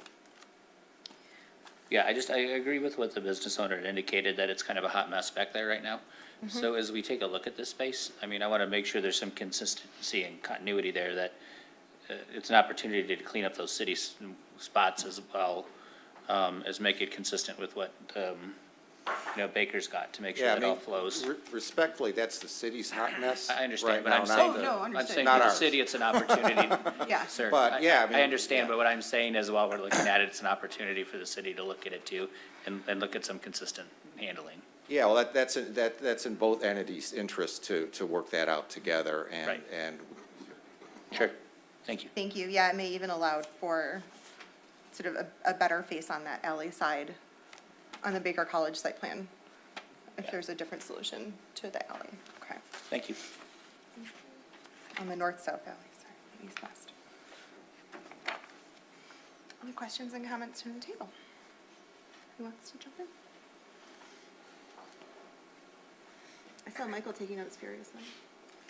Of all the comments that were brought up, but, As was I, yes.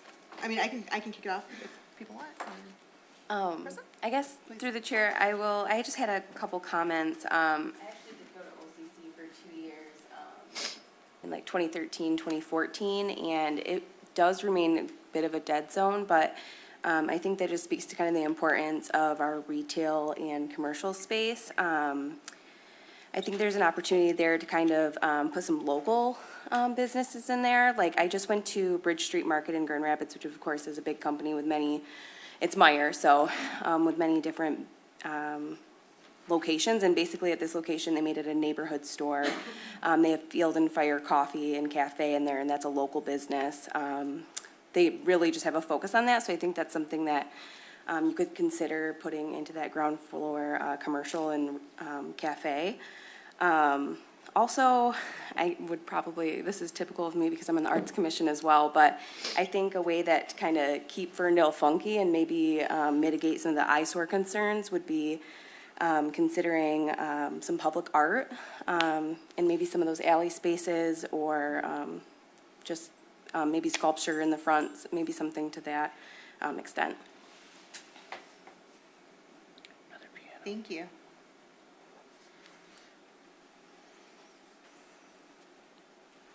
Is that, does the Arts Commission still have programs that you guys sponsor? Is that something that might be part of a community benefits conversation, like if they had a space for an installation, or? Yeah, I think it's something we could definitely have a conversation of. We are commissioning something for one of the parks right now, helping them put out an RFP for a sculpture. So, yeah, I think it's definitely something we could talk about. All right, so you could help make that fit? Yeah. That Ferndale fit? All right, thank you.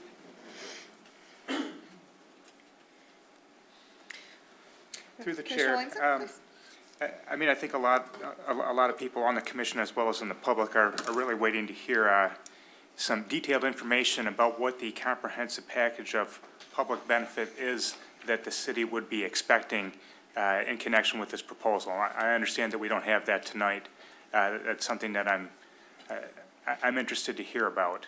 But looking at the building, I suppose in isolation from that, I have a couple of questions about the ground floor, the proposed ground floor retail spaces, for example. It's not really clear to me with the current design how those are at all differentiated from the building as a whole, and it's not really clear as to what signage would be for that ground floor retail space. When I look at the renderings, it's hard to, I can't tell. If I didn't know that it was part of the plan, I can't tell that there is anything that would be a ground floor retail space there. So I'm curious as to how that would be distinguished from the rest of the building as a whole. Thank you. I had similar questions about signage for retail spaces, and the architect spoke about sort of reserving some space for that signage, but I've got a question for Justin about some of the signs that are represented. Is there an expectation that there's going to need to be some trade-offs to meet our sign ordinance, or are there provisions in the sign ordinance for a business within a business, so you've got kind of a Baker logo, then you've got a business logo. And how does our sign ordinance sort of manage the differentiation of those and not making it super cluttery? Sure. Thank you. So there's already been some discussions between staff and the Baker team about signage. So there was, I think, a few comments about the banners, and that was, our internal comment as well. The city ordinance allows for essentially 3 flags for and there's a limitation in the size. The number escapes me right now, but three flags for a commercial building. So that would reduce the number of banners, and there's some size requirements and height requirements that would need to be applied there as well. Businesses are allowed to have 1 wall sign per street frontage. Typically, businesses that have multiple tenants, they can have their own individual signage. It would essentially be treating each of those commercial spaces as their own facade, which was kind of the ordinance point from a design perspective as well. But we haven't done any measurements on the wall signs. They do look a little large. Probably would need to be reduced down to the 40-foot maximum size. But they could have one on Bermuda. They could have one on 9 Mile, and we do allow alley signage as well. Right, for those like corner. Right. Okay. Right. So each of those individual commercial spaces would have to apply for their own sign permit and things like that, and so we would put them through the same. But they wouldn't be requirements. restricted in their size. No. Because there was a Baker College logo. Right. They'd still get the right size Yeah. for the space. Right. Okay, as permitted by the ordinance. I asked because it's in the code of ordinances rather than the zoning ordinance. So Right. Thank you. Yep. So any variance requests for signs go to the Board of Zoning Appeals. Okay. I wanted to ask about sustainability, and this is probably a Baker College question. It might be an Aaron question, but we'll start with Baker College, whether it's John or Jackie, I don't know. But 2 questions. One is really broad and one's really specific, so take them in the order that you want. I'm really interested in learning more about your sustainability, whether it's vision or goals, sort of for the campus. There's been a green roof represented, but because it's not a full set of drawings, I can't tell if that's actually serving a function to divert water, to slow down sort of water running and rushing into the storm sewers, if it's really sort of serving that green roof purpose, or if it's more of a park on a roof in pots. So the green roof would be one aspect of the question, but if you're thinking about LEED Silver or equivalent for parking structures in that Park Smart sort of certification, that's a much bigger conversation for new buildings. It's a high bar for new buildings as opposed to reused buildings. So I wondered if you guys can talk a little bit about some of your sustainability goals, some of the broader vision for how the campus might meet that LEED Silver standard. I don't want to say certification because I know that's a different thing, but that standard. And whether or not the green roof is functioning as a water diversion green roof.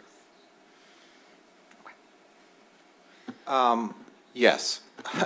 Now, up above, yeah, To the green roof. the green roof will contribute to, the water situation also that, but that wasn't why it was up there. I mean, we don't need to have that there to affect the requirements of the civil engineering situation. The green roof is, it certainly adds to sustainability. And, it's just awfully desirable when you have a big flat roof like that to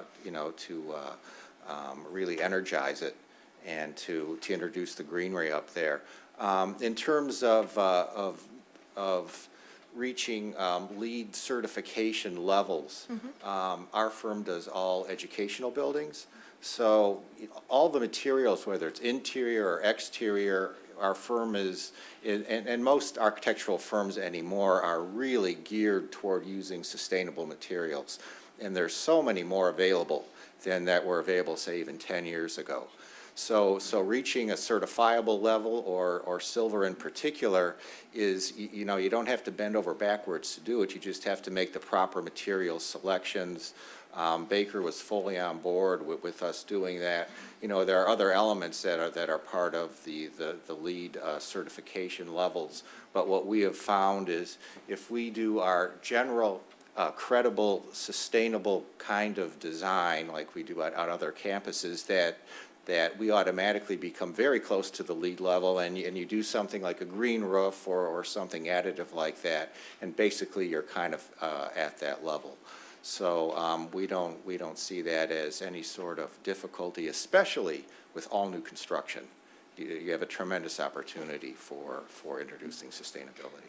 So so our library next door, for example, had, I would say, 3 or 4 sort of marquee features. There was the permeable green roof, they've got geothermal heating and cooling, they've got a gray water system that never exactly worked the way they wanted it to work, but still, for the time, I believe it was the first here in town, and that, in addition to, it sort of embodied the values of the organization and of the library board at the time too, that they wanted this building to kind of tread lightly.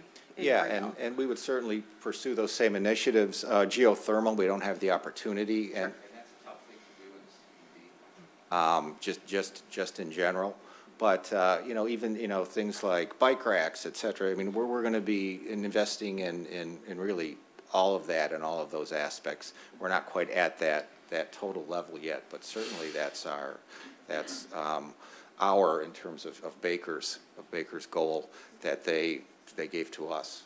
So you've got lots of south-facing windows, I imagine that maybe lighting would be responsive to the sun? Yeah, mechanical systems and electrical systems and everything is part of that in terms of the full architectural envelope.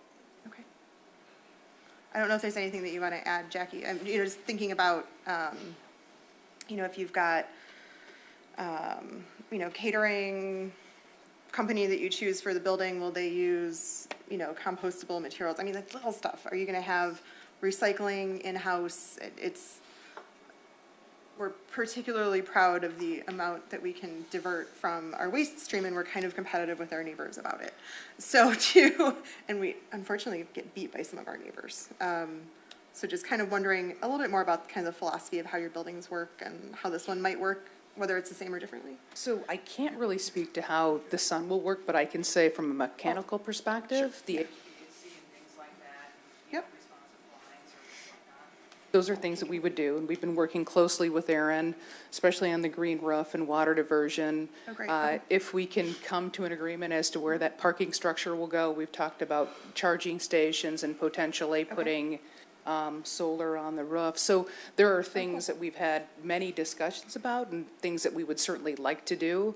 Compostable materials, plates and all of those other things, yes. Catering, again, we would want catering to be local, and it would be our hope that, that would come along with the catering. But if not, we would have it here. Sure. Just thinking about it systemically. Sure, Rick? Sure. Would enclosing, this is further down the line with alley discussion, but would enclosing that compactor or dumpsters, if that's part of a discussion, would that affect LEED status or count against you now that you're, kind of embodying that waste stream in your building? We haven't got there yet, Okay. but something that would be part of the conversation. Can I continue? Please. Sure. 2 questions about the traffic study. Will it be included? Will there be comments during festival periods, how traffic will be altered? And also, once the garage location is determined, pedestrian flow, I know those aren't typical things in that study, but would there be comments to try to gather some kind of thoughts? I don't know if festivals were part of it, but we can follow up with the traffic study team.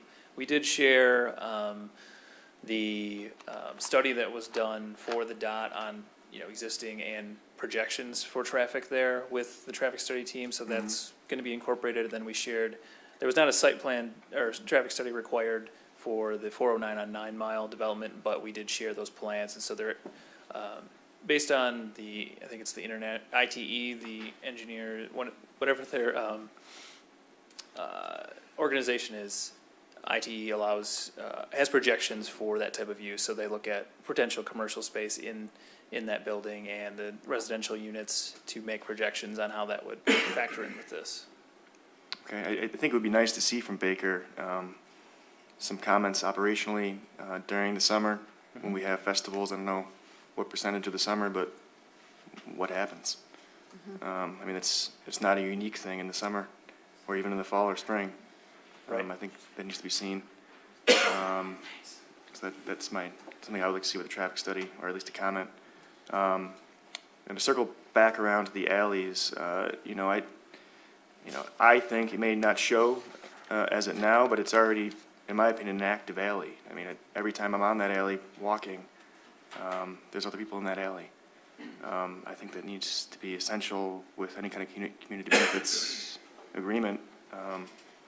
How we beautify, bring life to that alley is really, I think, important in my mind.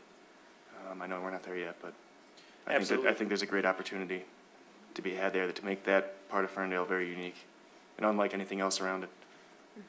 Absolutely. And it's definitely part of the master plan recommendations as well from a couple of years ago now.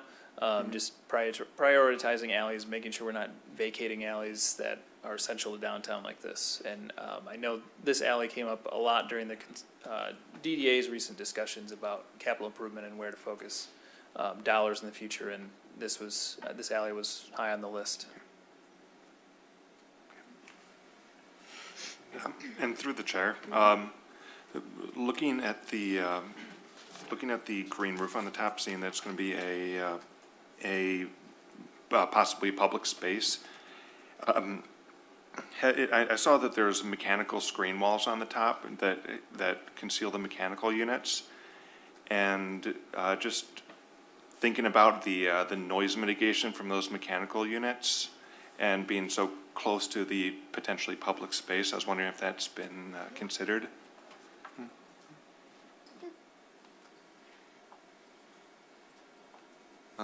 Let me flip the image back.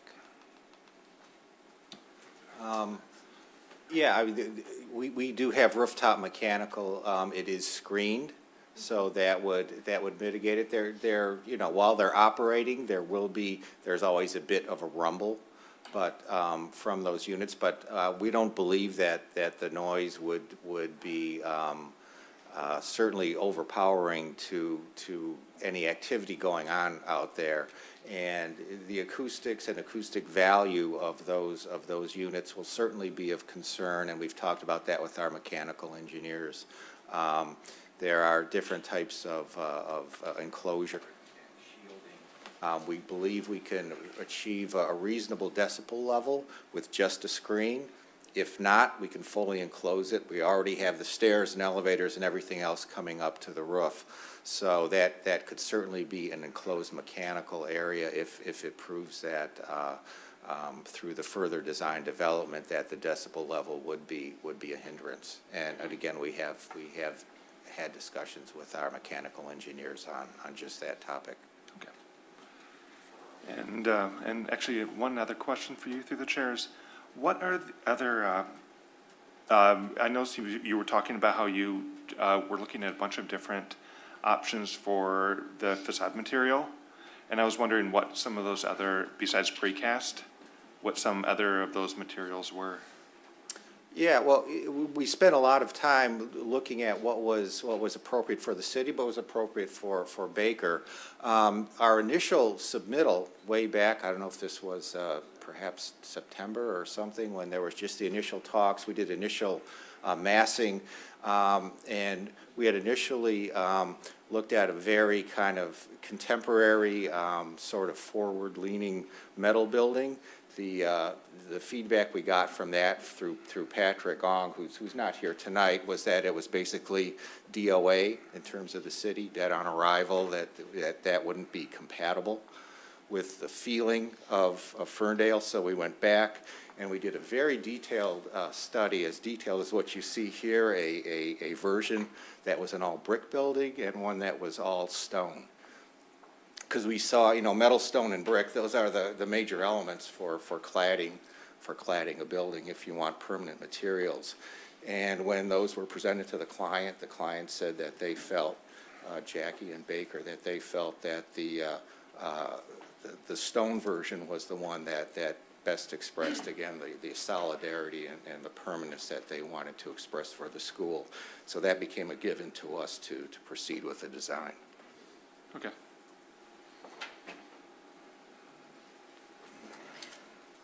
Yeah, I just want to clarify, and maybe it's, maybe actually I can ask one of my colleagues.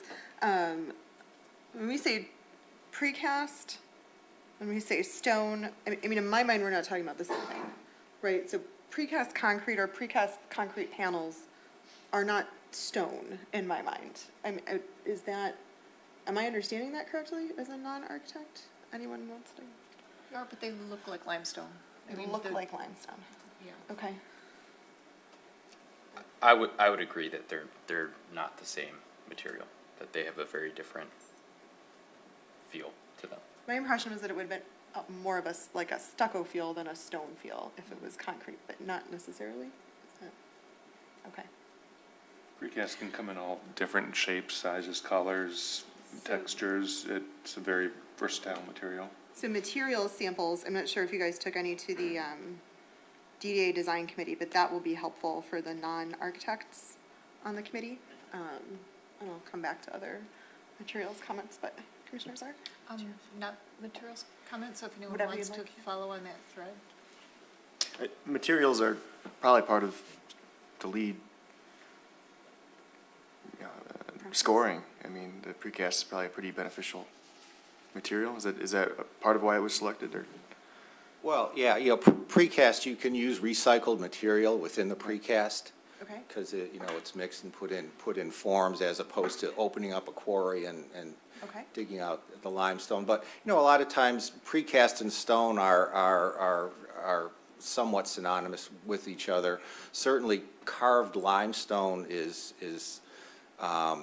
used very little except for maybe trim details, and we might have some of that for sills and whatnot. But for a building like this, the precast is a pretty prevalent and prominent kind of material, and if you're trying to achieve this kind of a stone look for the building. But yeah, it is not limestone. It is precast what we're proposing. Thank you. Commissioner Rock, did you have other? Commissioner Cassie? Yeah, I have a couple comments I wanted to make. So, I think first of all, as it's been stated so far, it's very difficult to have this conversation when we've only been presented with 50% of the potential development, meaning just this building, and not the integral parking structure that goes with it, which, if you look at the size of the two sites, is just as large as this, will be just as impactful. To the same point, having this conversation without understanding the community benefits, I think has been problematic during this process. And I know that is the way that this process has been laid out. But I think we need to start discussing the community benefits as soon as possible, because as this development becomes more rigid, we're losing opportunities to gain some of these community benefits. And I think, for example, what's been brought up a few times this evening and in the past are improvements to the alley, for example, running parallel with Woodward. As this moves along and you're structuring what's going on inside this building, we're losing some ability to maybe move the footprint, to change the footprint, to create a more enhanced public space. And I think that is a problem that's been brought about because of this process. So I think we need to, again, start talking about these community benefits sooner rather than later, because we're just going to lock ourselves in a corner, and all we'll be able to do is say, the community benefit is that you can go to Baker College for a reduced price. And there's not going to be any, I guess, physical community benefits that I think will be more impactful and more observed by the community. That being said, just kind of circling back to the materials and the facade and the architecture, I I think what you're presenting today has been definitely improved from what we saw previously. I still question if these materials are harmonious with the surroundings. I don't know that this precast is as prevalent in Ferndale as you're describing it to be. I think the features such as the bay window over your main entrance and this flattened arch at the main entrance as well are out of proportion and kind of foreign features to the building. So I'm still questioning to some degree the architecture that we're looking at. It feels somewhat drab to me for such a prevalent site in Ferndale. So, and I think the points on that corner at the alley being the first view of this project to many citizens in Ferndale, I think that needs to be taken into consideration as well. That 9 in Woodward intersection, that's really the first site of this building most people have, and I think right now it's currently unaddressed. It was, this view.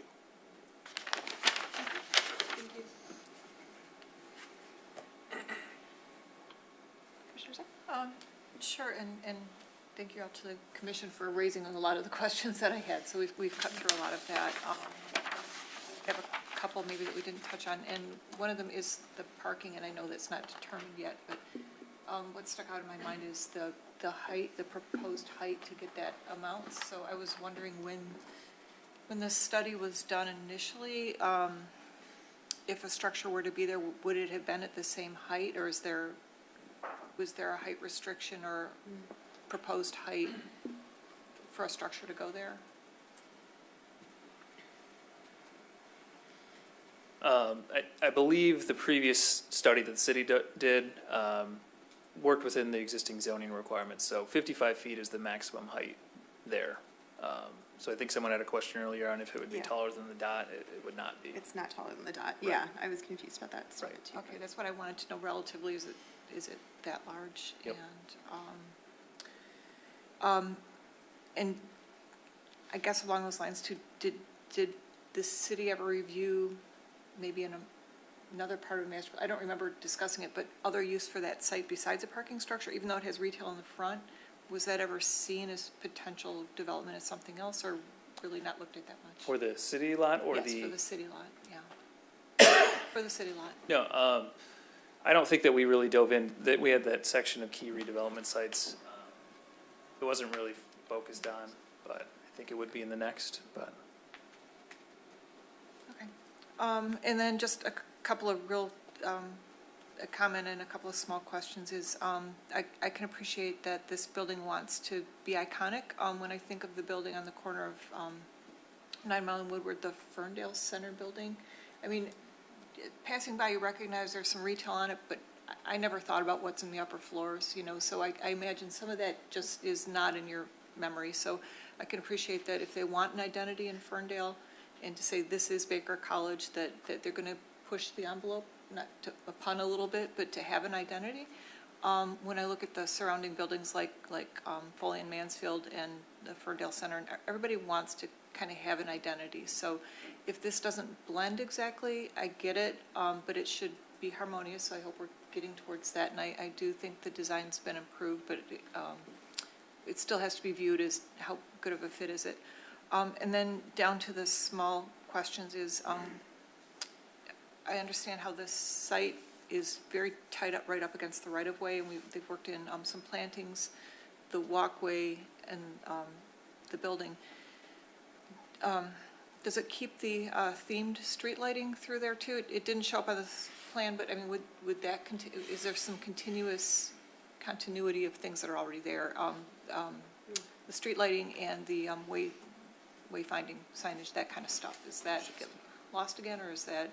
No, I think that would be the intent, is to carry on what. The room for all that? Yeah, the DDA's sort of existing standards. I mean, I know that we are changing things a little bit in front of the dot on West Troy Street, but I know that in part of the DDA's capital improvement plan, they're also thinking very much about existing infrastructure and if it should remain or if there should be a new standard. But at least as of today, it would stay with that same wayfinding signage and lighting. All right, thanks. Thank you. Other questions, comments? I guess I can share, in terms of design, I know I have a great handle on materials, so that would be helpful in the future, and I would also look, for the city to share the input from the DDA Design Committee, sort of what that was and how it gets, sort of fed into the hopper, but I'll just share that personally, I just really don't like beige. So taking that out of this conversation, right? Like my personal preference of the color of your building should not dictate the color of your building. It looks almost easy to miss. And I don't know how to articulate it any better than that, but it just looks so monochromatic. And like it just, although it's 3 stories tall, there's just not a lot that jumps out at you, other than a logo that says, this isn't the same sort of office building that you see everywhere. There's no kind of signature something in it. And I know there's an entrance space on one end, on that Bermuda end, but if I were driving up Woodward and trying to figure out where Baker College was, I don't know that I'd know that building, it's not jumping out and grabbing me in the way that I think I hear you want to make sort of like a marquee statement for a marquee building. And I'll leave it at that because I'm not an architect. And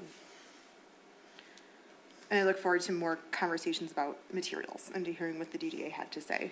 Because I was surprised to see what reads as really flat and really sort of beige and like receding next to just a lot of brick around you. Like we've just seen Como's redo their facade, the library, Foley and Mansfield, a lot of other things around our brick, but your comment also makes a lot of sense to me about why you might not want to look completely like your neighbors, because you do want to stand out. So, there was a conversation, I just have piles and piles of notes from so many meetings. Back in March, and I believe this is incorporated into an FAQ sheet that's also on the internet. So this is just dated March 2019, Baker College FAQ and Community Information Sheet. And this is somewhere where the city, I think it was Jordan, who put this together, articulated some bullet points about what the city's goals might be in a negotiation process. And that was really helpful to me. It followed, to my understanding, both the master land use plan and some of the city council's strategic goals. We talked about process tonight and how people feel like they're not quite sure where to put themselves in the process or at what point we are in the process, and starting with goals like that may be helpful to future processes. But for this one, I guess my feedback to Baker would be, I would love to see you guys just grab one of these and go with it. So there were things about, community priorities to promote sustainability and sustainable design, attract office tenants and density where called for in the master land use plan, and promoting local arts. Prioritizing the redevelopment of Vester Street and preservation of Ferndale's alleys, improving access for public transit and bikes to strengthen the walkability at major corridors. It would be so cool if as a commuter college you could tell us how you're addressing all mobility. That would just be so Ferndale. And perhaps it's something that's already being worked on in the community benefits and we just haven't seen it. Pursuing long-term opportunities for new public spaces and housing developments.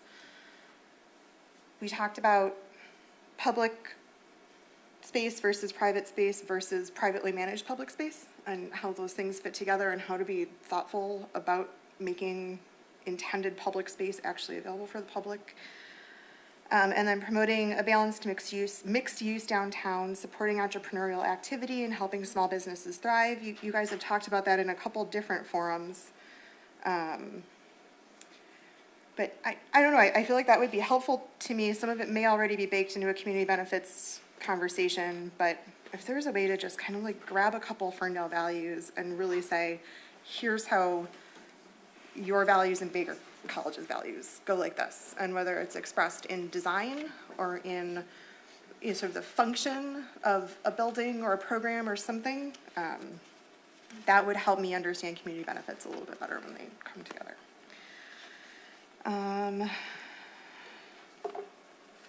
This is the first project that we're reviewing under our downtown form-based code. And I remember our conversations as we've been putting this code together, about wanting to not be too prescriptive in design standards in particular, and leave flexibility and discretion for architectural professionals. And I wonder if we should be more prescriptive, kind of a question to the table. Would we have gotten something closer to what we wanted right away, or is it important to leave flexibility? I think this is a conversation that's going to come up, as this process wraps itself up. We're certainly not going to change an ordinance in the middle of a process, but I'll be interested to think about, how far do we need to go in which direction in this form-based code, so that developers feel that they've got clear direction, and so that the community feels like they're looking at something that reflects their community. And yeah, so this, I guess it's not really a question. This is a public-private partnership, and as proposed or designed, which, as I've mentioned before, allows us to kind of broaden the conversation beyond just, did you tick the boxes in a site plan review? So I want to see the library raise the bar for Ferndale. The courthouse raised the bar for Ferndale. Like we changed fundamentally how we use buildings and how systems interact when we updated these public spaces. And so I would think of this, and I hear from Baker College that you want to be considered a public space. So like, what is this as the next evolution of like a marquee public space in Ferndale? And I don't feel it yet. Perhaps the community benefits help with that. Perhaps the parking structure helps with that. Perhaps, I don't know what, but it feels like an office building. It doesn't feel like a marquee public space. If this were in a different location, you could tell me to sit down and shut up because it's not my building, but it kind of is my building. So just sharing that as a resident, who really would have some skin in the game on this. So yeah, please, Jackie. Yeah. Yeah, I was actually going to invite you up to see if you wanted to, because I think we're kind of winding down on comments, so I wanted to see if you had anything you wanted to share. And then I think we have a doctor's office applicant who has just learned a lot about Baker College tonight. But they knew they were going to, so. We should have let them go first, probably. I don't know that they were here first, actually. I would say, so certainly the form-based code is helpful. Institution to go through that, or applicant, I guess, to go through that. But I will say, from our standpoint, designing the building to fit the code also impacts the aesthetics for us. So, the windows need to look like this, and you've got to have the mullions that way, and you've got to, there needs to be the articulation. So there's a lot of things that, just from our feedback, again, the process and everybody has been extremely helpful, but I would just say that was also, now, materials I can't speak to, that's not in your code, so. Is there any sort of wrap up? Is there anything you wanted to address or correct, or were there any questions that came from the audience you want to speak to? Or? Sure, I think there were a couple of things. Someone came up and mentioned that we newly became a non-for-profit. That's not true. We've always been a nonprofit institution. The other comment that was made was that we were getting Detroit Promise. We are not a Detroit Promise school. So that was one of the other pieces. And I can't, I mean, I think there were like a whole list of things. There was a question about student numbers, and I knew that came, someone wondered if we, the city had estimated student numbers. I know that was information that came from you about both the capacity of the building and the number of classes that would operate at any time. So maybe you can clarify that 1,500 students versus 300 students? So 1,500 students enrolled, and then we operate Monday through Friday, but predominantly Monday through Thursday. 65% of our student population would attend during the day and 35% in the evening. And if you were to look at, Monday, Wednesday, Tuesday, Thursday, and right now we're skewing more toward full-time students at this time.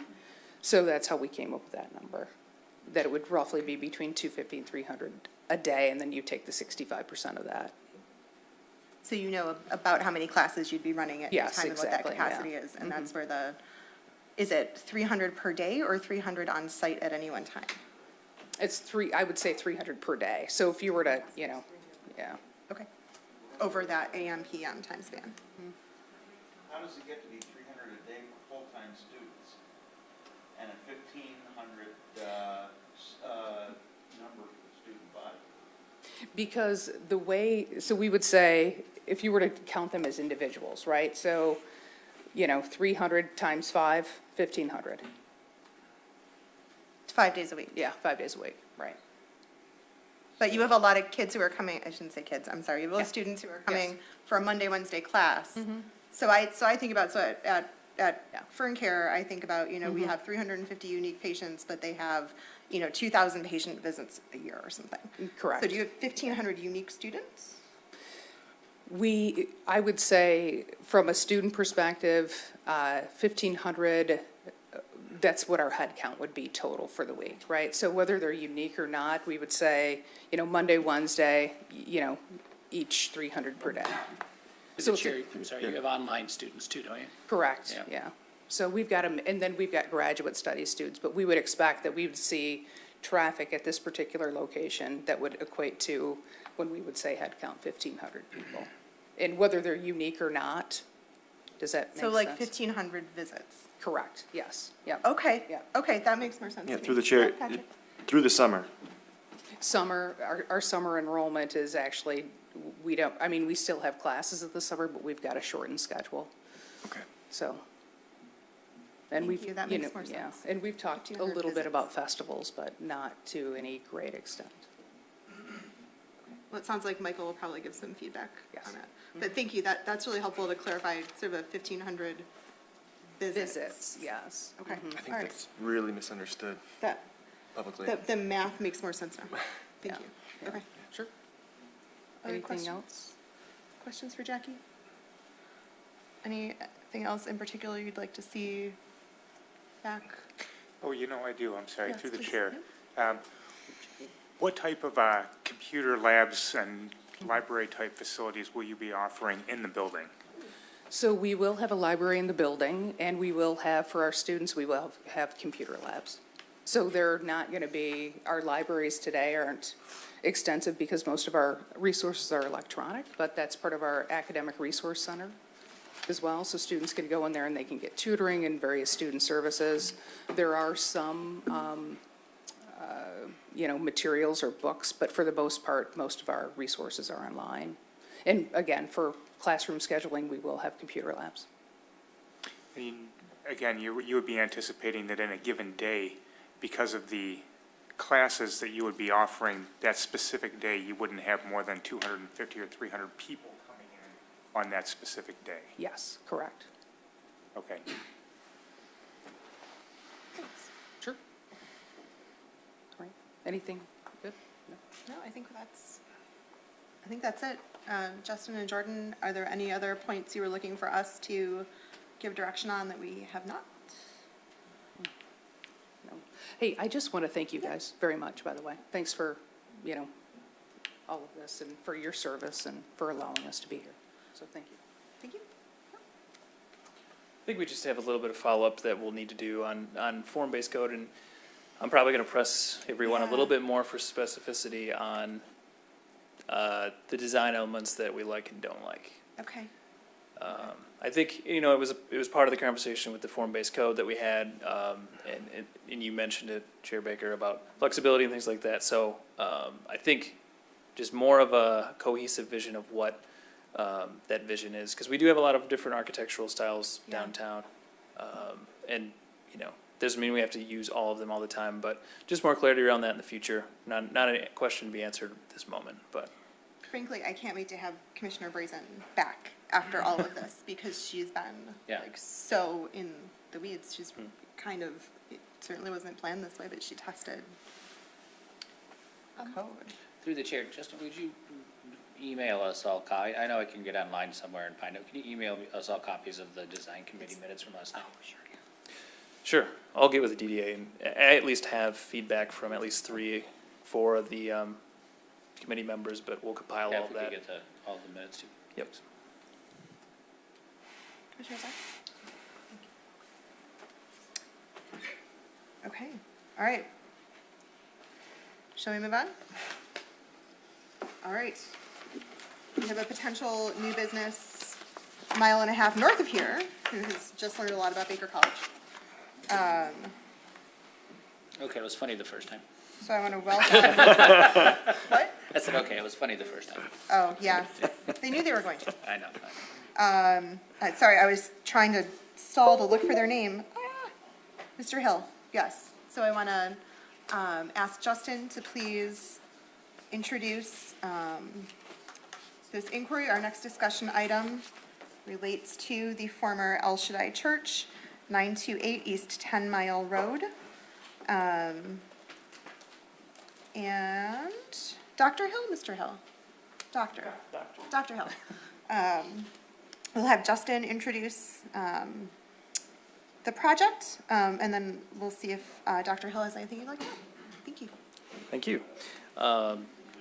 As Chair Baker stated, city staff had met with Dr. Hill about potential adaptive reuse of the former El Shaddai Church. As you're all pretty aware, in 2017, there was a proposed 28-unit multiple family development that was proposed for the site.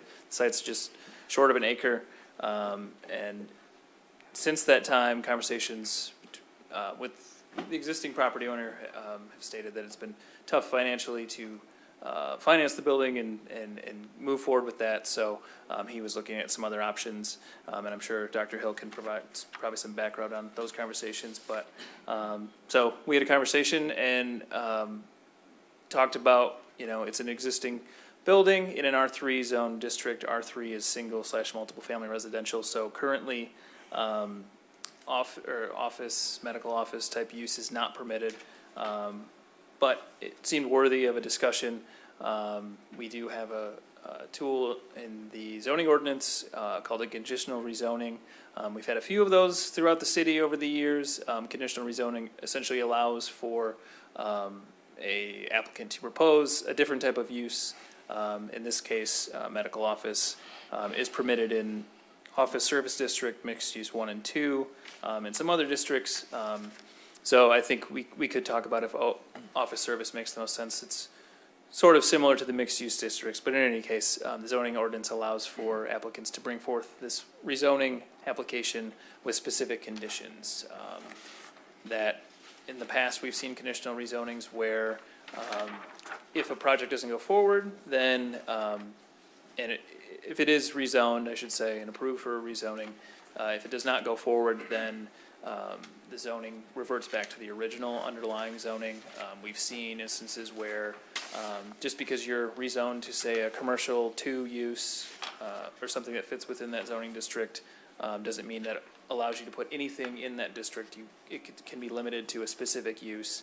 So there's a number of things that go into a conditional rezoning agreement, but it is a development agreement that is tied to a specific project. So you would be seeing a rezoning agreement and a site plan that goes along with this in the future, because an office use and it's a change of use. So the existing site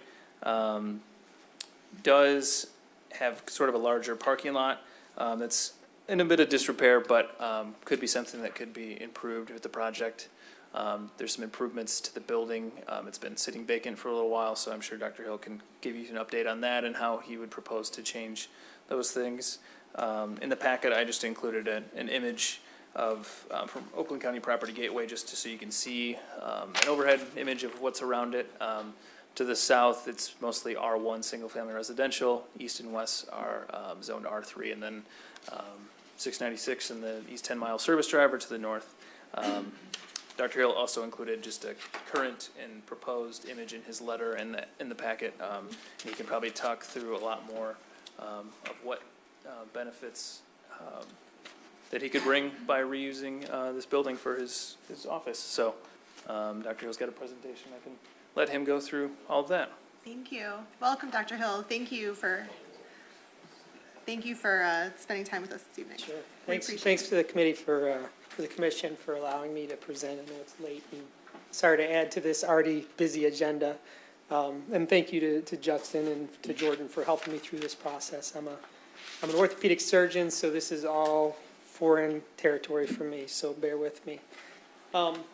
So as Justin mentioned, I'm looking to convert the El Shaddai Missionary Baptist Church from its current state into a medical office building. I currently, again, I'm an orthopedic surgeon. I have a practice over in Warren, and my wife is a vascular surgeon. We share an office space, and we were kind of looking out this way, and I saw this property was for sale, and its current approval, plan approval, and kind of started pursuing this and learning about the zoning process. So the current city-approved plan, again, is for a 2-building condominium complex with 28 units. 23 of them are 2-bedroom, 5 one-bedroom, and 42 parking spots. And so this is the current structure on the left, and a couple of different mock-ups of a proposed improvement on the current building. I personally like the building. I think it's got some character to it, and I think it's kind of a cool building. I just think that it needs some TLC, and it needs to be used. It's sitting vacant and in pretty bad disrepair. The roof leaks, and it's basically destroyed the inside. But I think that the structure is still good, and it can be turned into something really nice, and that's what I'm hoping to do. My wife and I would like to have our practices there, and we think it's a nice location. It's very central. We're both on staff at St. John over in Madison Heights and also in Warren, and I'm working on getting privileges over in Southfield at Providence, and so it would be very central to my practice.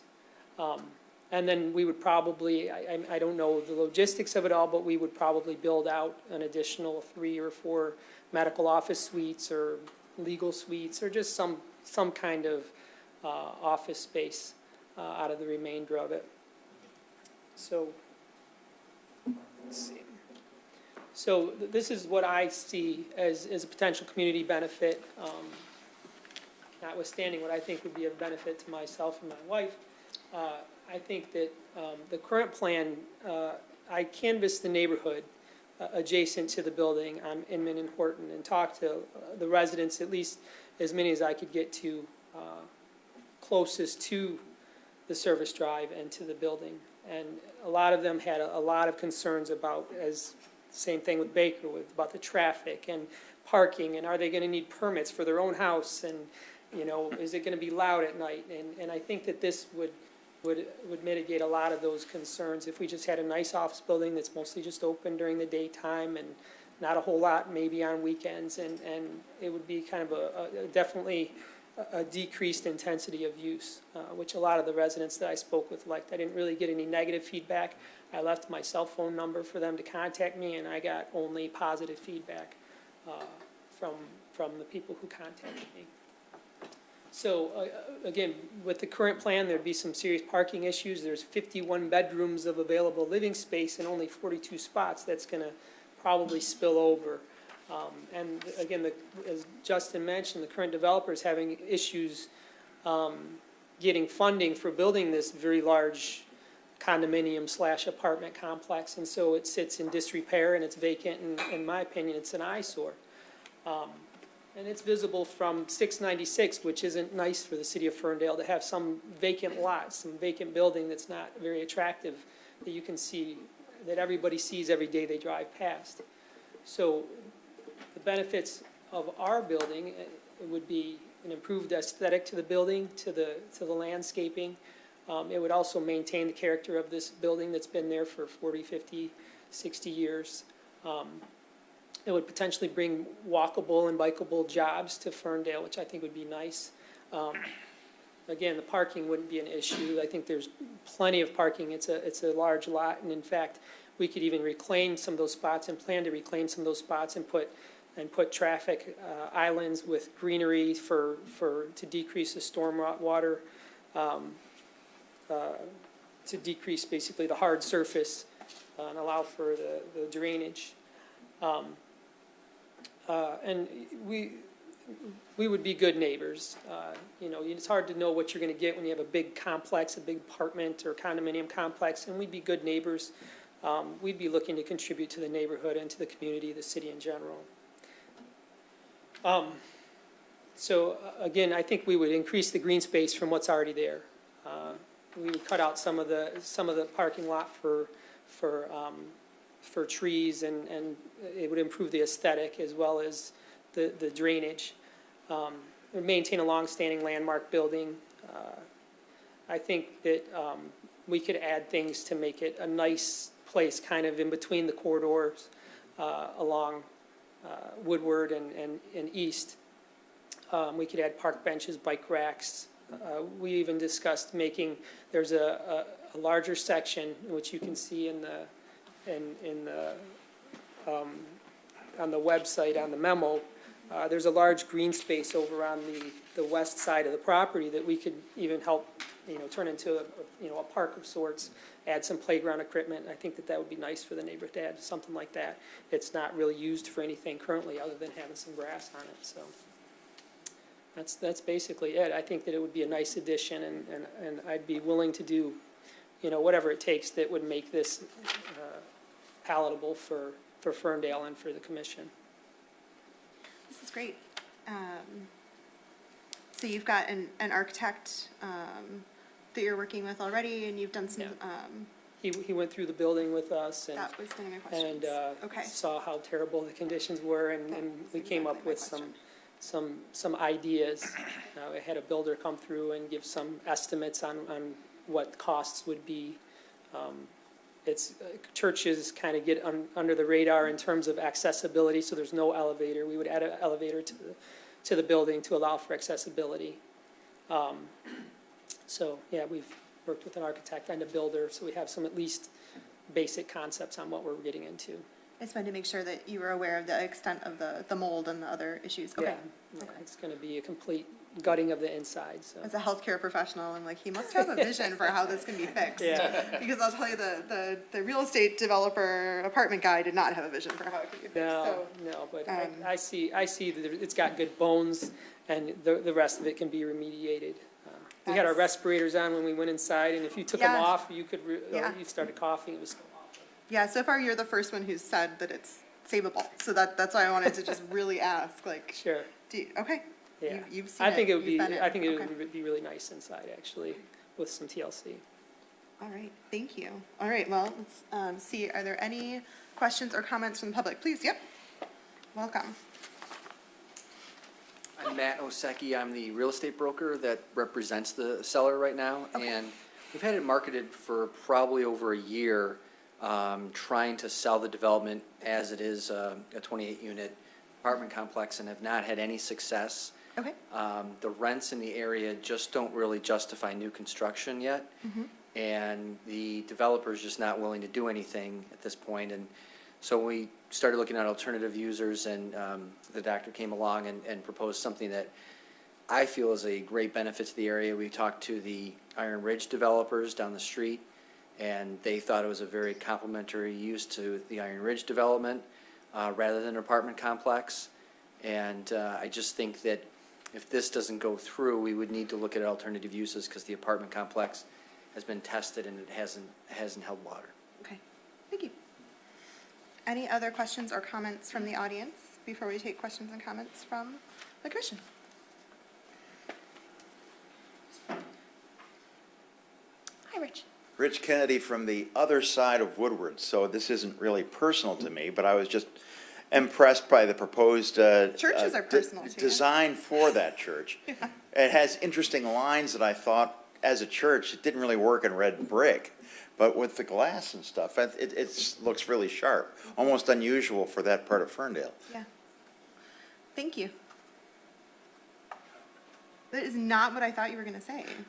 Not that I thought you were going to say anything negative, and that's not what I was going to imply. But just because you've been so involved in the Drayton Church conversations, that's what I thought you were going to say something about. Well, that's a lot closer to my house. I know. That's what I meant. That's why I said churches are personal. I wouldn't mind a professional building at Drayton, Yeah. actually. That's kind of where I thought we were going. But thank you. You're welcome. In that case, I will ask that question for you. First, we'll see, are there any other questions or comments from the audience?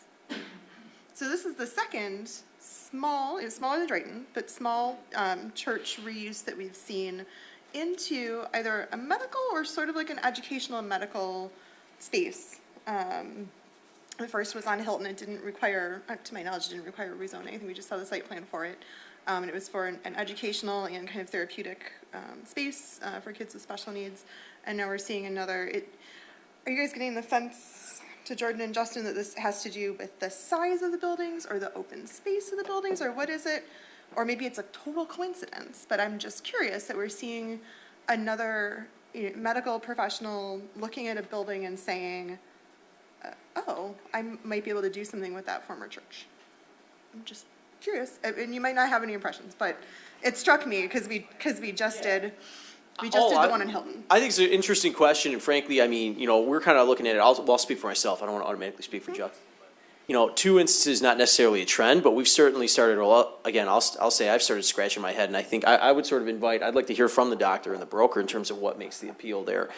Because we're obviously very excited about adaptive reuse and remediation, and we've been having those conversations with the doctor, and I just want to take a quick second to just appreciate how proactive the doctor has been in terms of coming to us and learning the process before he made any decisions. Didn't even think about pulling a permit. He came and learned the process, put the proposal together, really took our criteria to heart. So I thought that was really, I just think that's worth kind of emphasizing. That's sort of what we really appreciate to see from applicants. But I think it's something that we kind of want to learn as well, as we've seen. Yeah. I don't know if either of you want to offer a comment about either the market or the space. As a commercial real estate broker, I can tell you that it's because of supply and demand. There's not enough supply, so people start looking at other alternatives, Of buildings of a certain size or of clear just in general, span, there's such a low vacancy rate. There's, Ferndale is very interesting to a lot of people, so there's just not a lot of options. And if somebody wants a new building, most of the medical buildings are occupied. Most of the industrial buildings are occupied. There's just a very low vacancy rate, and so people who want to own and open up their own practice have to look at different options. So it's an overall problem, not just Ferndale, that there's not much available. Interesting, because we know how a psychologist and a surgeon both look at former church buildings and say, I can do something with that. Yeah, it's exactly what Matt said. I mean, I've been looking for a while, kind of, like I said, in between Southfield and Warren where I'm at, like for something nice. And the buildings along the Woodward corridor and into Royal Oak or Berkeley, I guess it's on the other side. You can find a nice space that's big enough for you, but you get 2 parking spots. You can't exactly bring, 30 patients through your office that day if you got 2 parking spots. And so when I saw this building, I fell in love with it because it's got enough space for your patients to park, and it's got, you can get them in through a nice big door, and it just happened, because I have a lot of debilitated patients who are in wheelchairs or stretchers, and there's big doors in this church that they can get through because they probably had to accommodate people in wheelchairs and everything else as a church, even though there's no elevator, unfortunately. Or they were double doors or something. Yeah, there's double doors there, and so I just, I've been looking, and this is the only thing I could find, and it's way bigger than anything I need, and that's why I would need to find something to do with the rest of it, make some other office spaces, which is fine, but, right now we're renters, and we're in Warren, and I don't feel like part of any community at all. I'm just, like, if you rent a house, you kind of sometimes don't feel like part of the community. And I think that's one of the benefits of this for me personally it would be nice to be, I've always loved Ferndale. I lived in Royal Oak when I was out of college, and I would always come to Ferndale and just love the vibe. And I just love everything about moving into this building, and I think Ferndale is super cool and would love to be a part of it. Awesome. That is the way to better up the planning commissioner chair. I'm going to open it up to the commission for questions. So this is a discussion about potentially rezoning, really in the middle of something that the master plan says should be sort of higher density residential to a different type of use. Obviously, we have the opportunity to do a conditional rezoning, so it wouldn't run with the land, it would run with the use. But I'm going to see who wants to kick off. Any questions? Yeah, sure. Through the chair, it's interesting having the broker here. Was there any interest from any church group in this property? Yes, there was a few congregations and churches that came to look at it, but the rehab is so extensive that once they opened the door, they turned around and walked out. So, and typically churches don't have a lot of money, especially ones that are looking at a church that size. So they don't have a lot of money for renovations and things like that. And this needs a lot of renovation. So. Thank you. Other questions, Commissioner Rook? I like the proposal. I think we're should be in the business of saving these structures. I live a couple doors down from Drayton Church. So saving the building, it's good. Thanks. I'm just gonna comment. I love this idea. I think it's terrific. I love saving the structure. When it comes back, I pay more attention to what the same things you'll hear. How are you gonna handle waste? Or does that look in comparison to the neighbors? All things that are manageable, but just, you wanna make sure that's a well thought out plan. I think we're gonna see more and more of this, because candidly, if you look at what happened with the church that moved over to the high school, churches are downsizing, but, well, I'm probably the wrong person to say that to, but, I know. I mean, I'm not surprised. I think at the best and highest use, both the church and the office capacity is about healing, so I think this is beautiful. Just wanted to comment on something you mentioned, that I wasn't able to talk to the person there, but 3352 Horton is just adjacent on the south side of the lot, and he or she, I don't know, has access through that lot, and I would absolutely make sure that was preserved, whatever I needed to do to allow him to have access to his garage, obviously. Yeah, the neighbors weren't wild about the previous proposal, so I think this will go over a lot better. Yeah, the fact that you engage the neighbors proactively is so impressive, and that you, again, sort of looked at your site holistically and said, oh, there's a neighbor that needs access, and obviously the city can work with you about how to preserve that in a formal way, should you need to. Thank you. Questions and comments on the table? Carissa or Ian? Sure. Through the chair, I know this is a parcel that has been identified in the future land use map as a good candidate for high-density residential, but I think with the previous proposal, we've seen how there could be a negative impact from a high-density residential development here. And I also want, this is a pretty unique parcel. You've got streets on either side of it going into the residential neighborhood, both of which are blocked off. So you don't really have a traffic access from around this parcel into the residential neighborhood. And just to the east of it, you have a house that also has a little stub of like a commercial type shop or building on the north side of it up on the service drive here. And then the next thing you have after that is the park. So already, I think the way the property is sited, I question whether high-density residential would be something that would make as much sense as doing something like this type of use on the parcel. Thank you. Well, to piggyback off that too, as I recall, the high-density housing looking to remove those blocks of the streets too. There was a big conversation about how that might need to be reconfigured, yeah. Commissioner Azar? Yes, actually, I can appreciate you noticing the building, because anytime I'm headed eastbound on 696, I always see it and always wish for something. A couple questions. So you mentioned about the big doors. Would you keep the front doors as the entrance, or would that face be activated at all on 10 Mile, or do you see it more as? I think that's to be determined.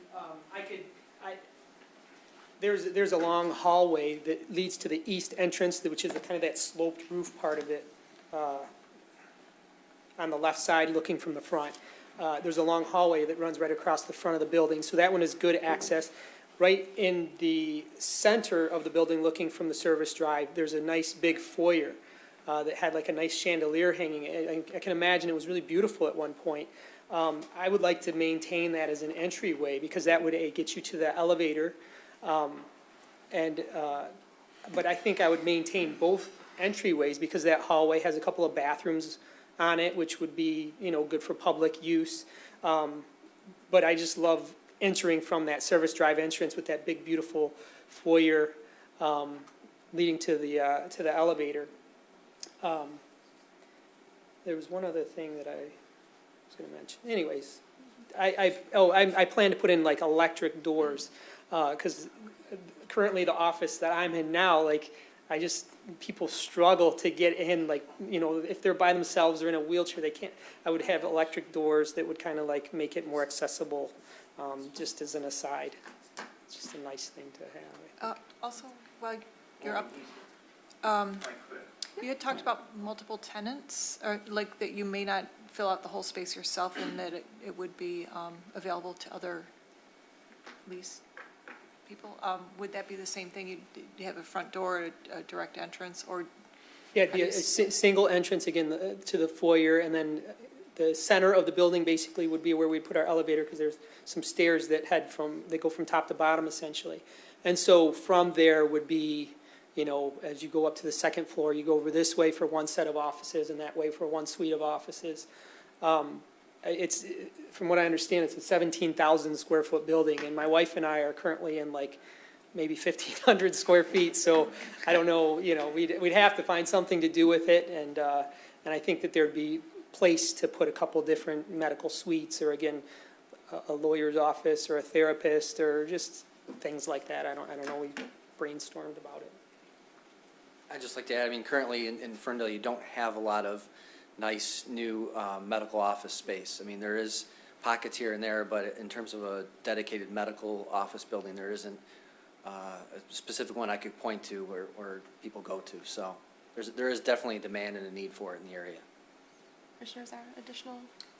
Yes, I do applaud that you had mentioned a dark sky initiative.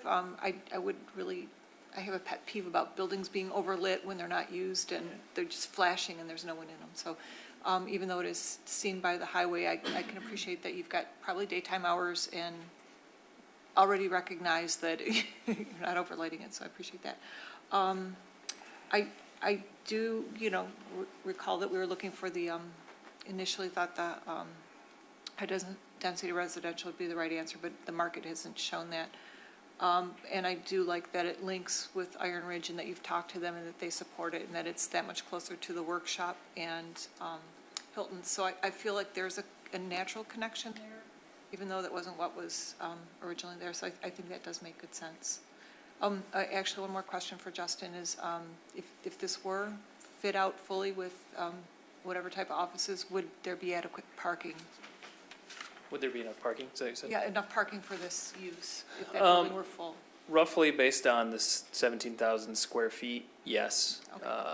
Just depends on how you configure the lot. But it seems like you could at least, depending on what happens with the green space on the west side and things like that, it seems like, 40 to 50 spaces you could fit there potentially. But again, no site plan with dimensions have been provided, so don't hold me. Rule of thumb, okay. Yep. So. Thank you. What do you mean occupancy? Well, it was a church, Wait, so obviously sorry. it was an occupancy. Sorry, hold on one sec. So there was a question from the audience about, and I want to make sure we recognize Rich as well. So there was a question from the audience about potential occupancy of the building. golly, I think that's probably one of the things that Justin's gonna need to work out in terms of what the site can sustain for parking and circulation. So we determine your parking needs based on sort of the square footage of your usage. Understand, but my point would be that if it was a church for 400 people, there was probably enough parking for those people. I wouldn't assume that there was enough, I would not assume that if there had been an occupancy as determined by the fire marshal, that there was ever enough parking for that. I wouldn't assume that. Yeah, in the parking requirement for medical offices, something like one for every 250 square feet. It's similar to commercial. Whereas churches, I think, are based on, I think it's like number of pews and depending on if there's clergy live there and things like that. So a little bit different, but yeah. Thank you. Rich? Oh, thank you. It's so nice when there's like 8 people, because we can. Well, yeah, I'm glad I stayed. I was just curious as to what's going on at 10 Mile.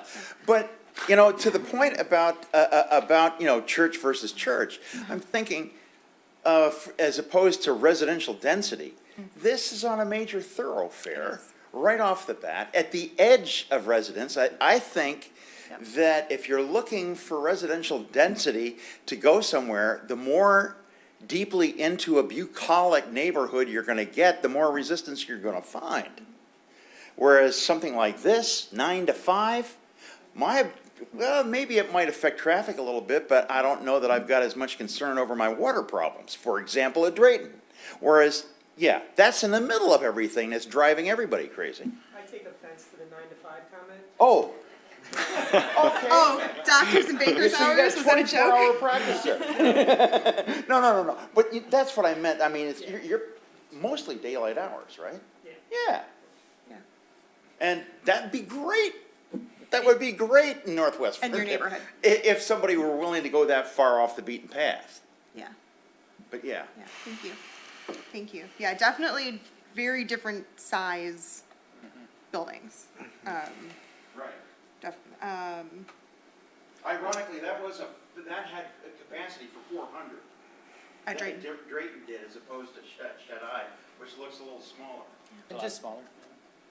From just a bird's eye view, they said they were approved for 42 spots, and that's with basically adding a whole other building to the property. So seemingly that there's at least room for 50 spots. I mean, you know, like I said, the number of spots I have in my building where there's 3 medical offices essentially is smaller than this lot, and it easily handles the capacity, so. It seems likely that you guys can make the equation work. Can we look at how much there is down there? Anyone else, Commissioner Rock? Yeah, just out of curiosity, are there any religious artifacts worth saving, trying to find other homes for? I don't think that, I don't think anything's savable because of the water damage and the mold. There's a beautiful like there's like a beautiful like fresco or in the lobby, but it's just you can see the water just dripping on it constantly, and it's been destroyed. So none that I know of is savable. Maybe the pews, I guess, but those would probably just be sold or trashed. Any others, Commissioner Rock? No, Commissioner Cassia? No, I think my questions about hours of operation and expected patients per day have kind of been answered, but if you want to elaborate on that, either of those subjects a little more. It's hard for me to elaborate on potential practices that might rent other spaces. Myself, I'm fairly low volume. I see fewer patients than probably the average orthopedic surgeon. I spend a little more time, and so usually I see about 25 a day, whereas I know some orthopedic surgeons will see 40, 50, or even 60 a day. And my wife, she's a vascular surgeon. She sees even fewer than I do. So as far as our particular usage of our space, pretty low volume, but if someone wanted to rent it, one of the other suites, I really don't know whether they would be busier or not. It's hard to. And hours of operation, you said obviously 9 to 5. That's too many hours for you, but Yes. maybe someone, another doctor who might be in that facility. So one thing we were considering was like an orthopedic urgent care, so using my office, and I work with residents and having them maybe staff it after hours until like 8 p.m. or 9 p.m. Definitely not past, I would say 10 PM for something like an urgent care or orthopedic urgent care, and maybe a Saturday or Sunday, but definitely not all hours of the night, definitely not after midnight, I guess, would be the absolute latest. I mean, my office hours, when I'm in the office, are generally from 8 until 5, essentially. I like the design that you've presented. I think it's great to try and save an existing building with an adaptive reuse plan. So that's exciting to me. I think those two questions, the hours of operation and the number of patients that are going to this facility, I think those are the two big questions for me, if this were to move forward with conditional rezoning.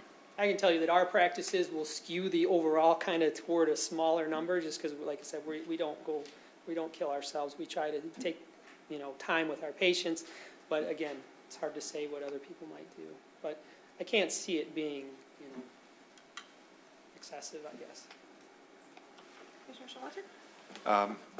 All my questions were answered. I think this is a great proposal. I appreciate not throwing away all this embodied energy and the building materials and being able to reuse it. And it seems like a relatively sustainable approach. So I appreciate it.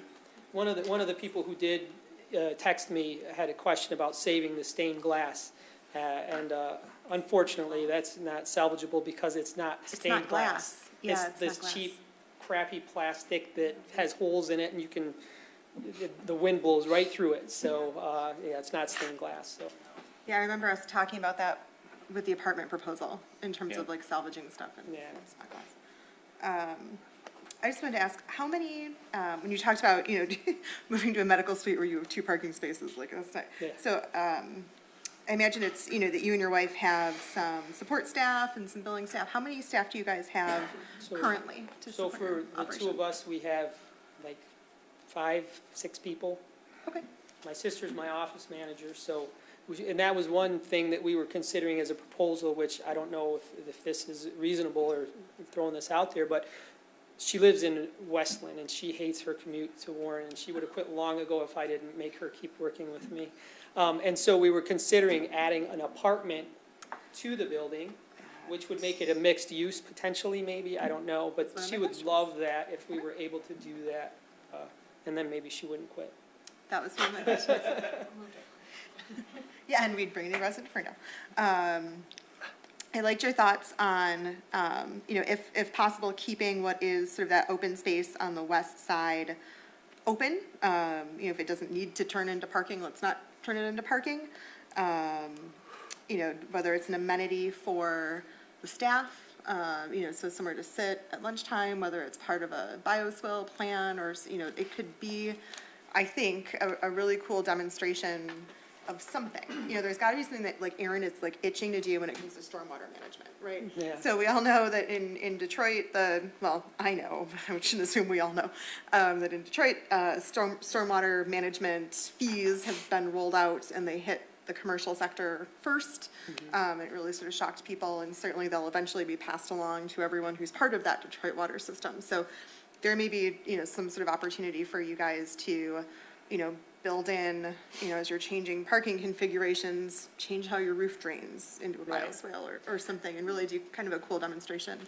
And to speak to that, and I'm willing to take suggestions, because I don't really know anything about roofs, but the roof is ruined.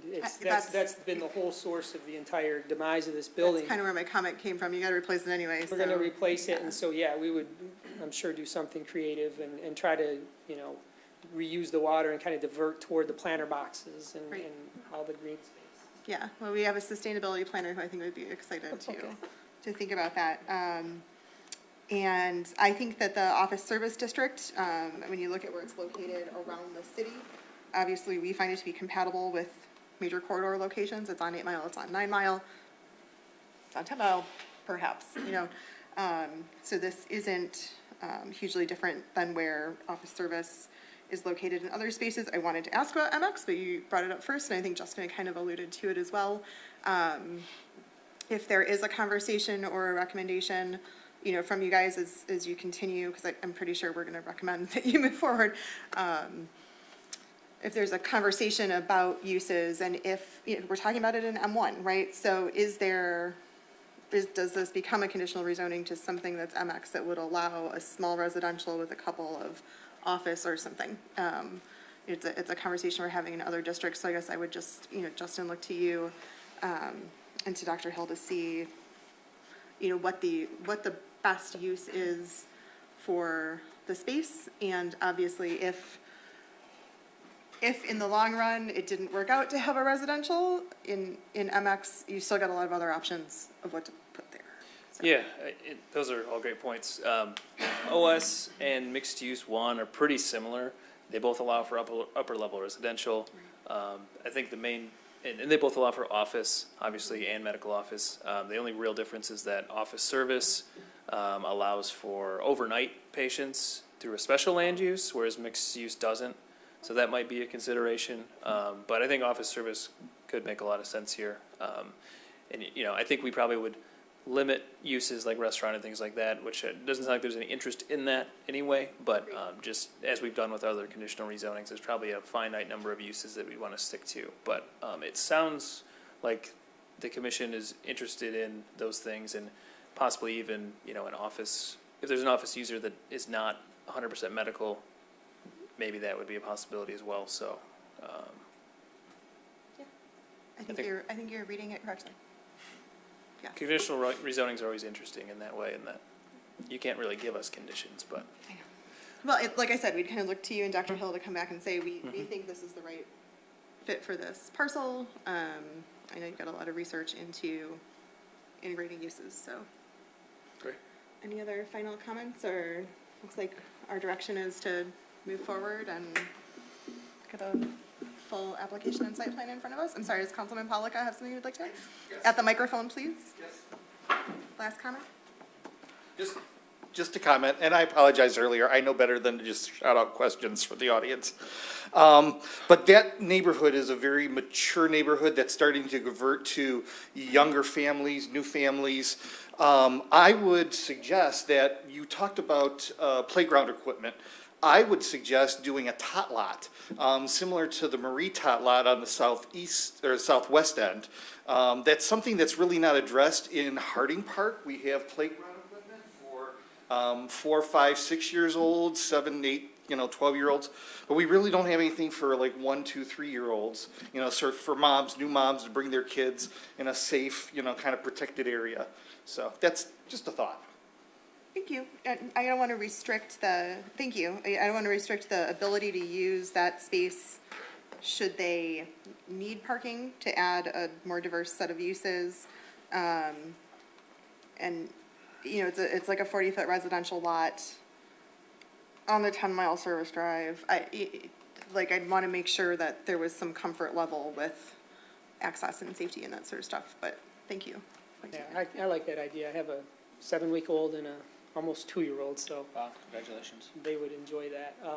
I talked to my sister today about, fencing that area potentially. I don't know if that's an eyesore or not, but turning it into like a little dog park kind of, because we're very doggy people, so. I think you and Justin will have fun conversations about dog parks. We have one. What's that? We've got a dog park just down Hilton, about a mile. Oh, not far from there. Okay. No, it's not close necessarily, but I think we've learned a lot about dog parks. Was all I was suggesting. So. Yeah, actually, I don't know. Yeah, I don't know if I'd want that at my medical office building. That's kind of where I was going. Yeah, got it. Yeah. So it's fun to dream. Do you really want to be out there picking up dogs? No. That's kind of where I was going without saying it. Okay. Thank you. All right, is there any other direction from us that's helpful, Justin or Dr. Hill? We have our own direction. Yeah. All right. Super helpful. Great. So, I'll talk to these guys about it later, but the next thing is for me to develop with an architect more specific planning, correct? Mm-hmm. Okay. Great. Thank you very All right, much. thank you, everyone. Appreciate you staying so late. Sorry. Well, likewise. Oh, we've done So, way thank you. worse. Yeah, we're good. Okay, we will move to administrative items. I've got 2, and then I'll kick it to you. My first is to welcome back Commissioner Matt Showalter. When Brent was leaving, Justin and I kind of started talking about like, okay, who have we got in the pipeline, like who might be, coming to the commission, and then he went, "You're never gonna believe it." And we got a commissioner back around. So thank you both for coming back to Ferndale and wanting to come back to the commission. So I don't know if you know some of us, but not all of us. So I don't know if you want to share just a couple words about yourself. And I'm an architect. I work at a firm out in Troy. We do a lot of residential, we do a lot of university work and some commercial work. And I enjoyed being a member of the commission last time around. It kind of helped strengthen my muscles on certain intellectual tasks I don't do as frequently at work, so it helped make me a little bit more well-rounded. And I think you had to leave us not long after the master plan was done, so you kind of like saw it come together, or maybe right before it was approved, and then you didn't see it. I saw it come together, but I never was there for the final approval. Yeah. Right. Well, thank you for your work on that, and thanks for coming back. And I don't know, I'll just give commissioners a quick second to introduce themselves. So. Oh, Michael Cassio from, I live in Ferndale as well, obviously, and a fellow architect, so Great. it's good to have another architect on the planning commission. Patrick Rock, I also relatively new, last fall.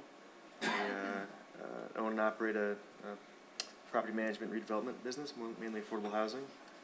Trained civil engineer. Nice to meet you. Kate Baker, welcome back. I have a new job since you were here last. So I'm now a middle-income housing developer working in Corktown currently, but have worked, our nonprofit has worked around the region and having conversations in Oakland County and Wayne County about new projects.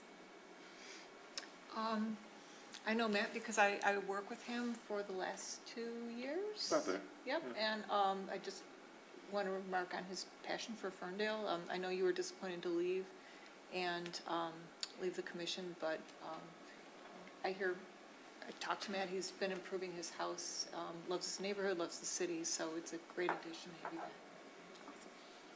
Matt Ian Williamson with Josh Vargon. I'm the only lawyer left on commission. Nice to have you back.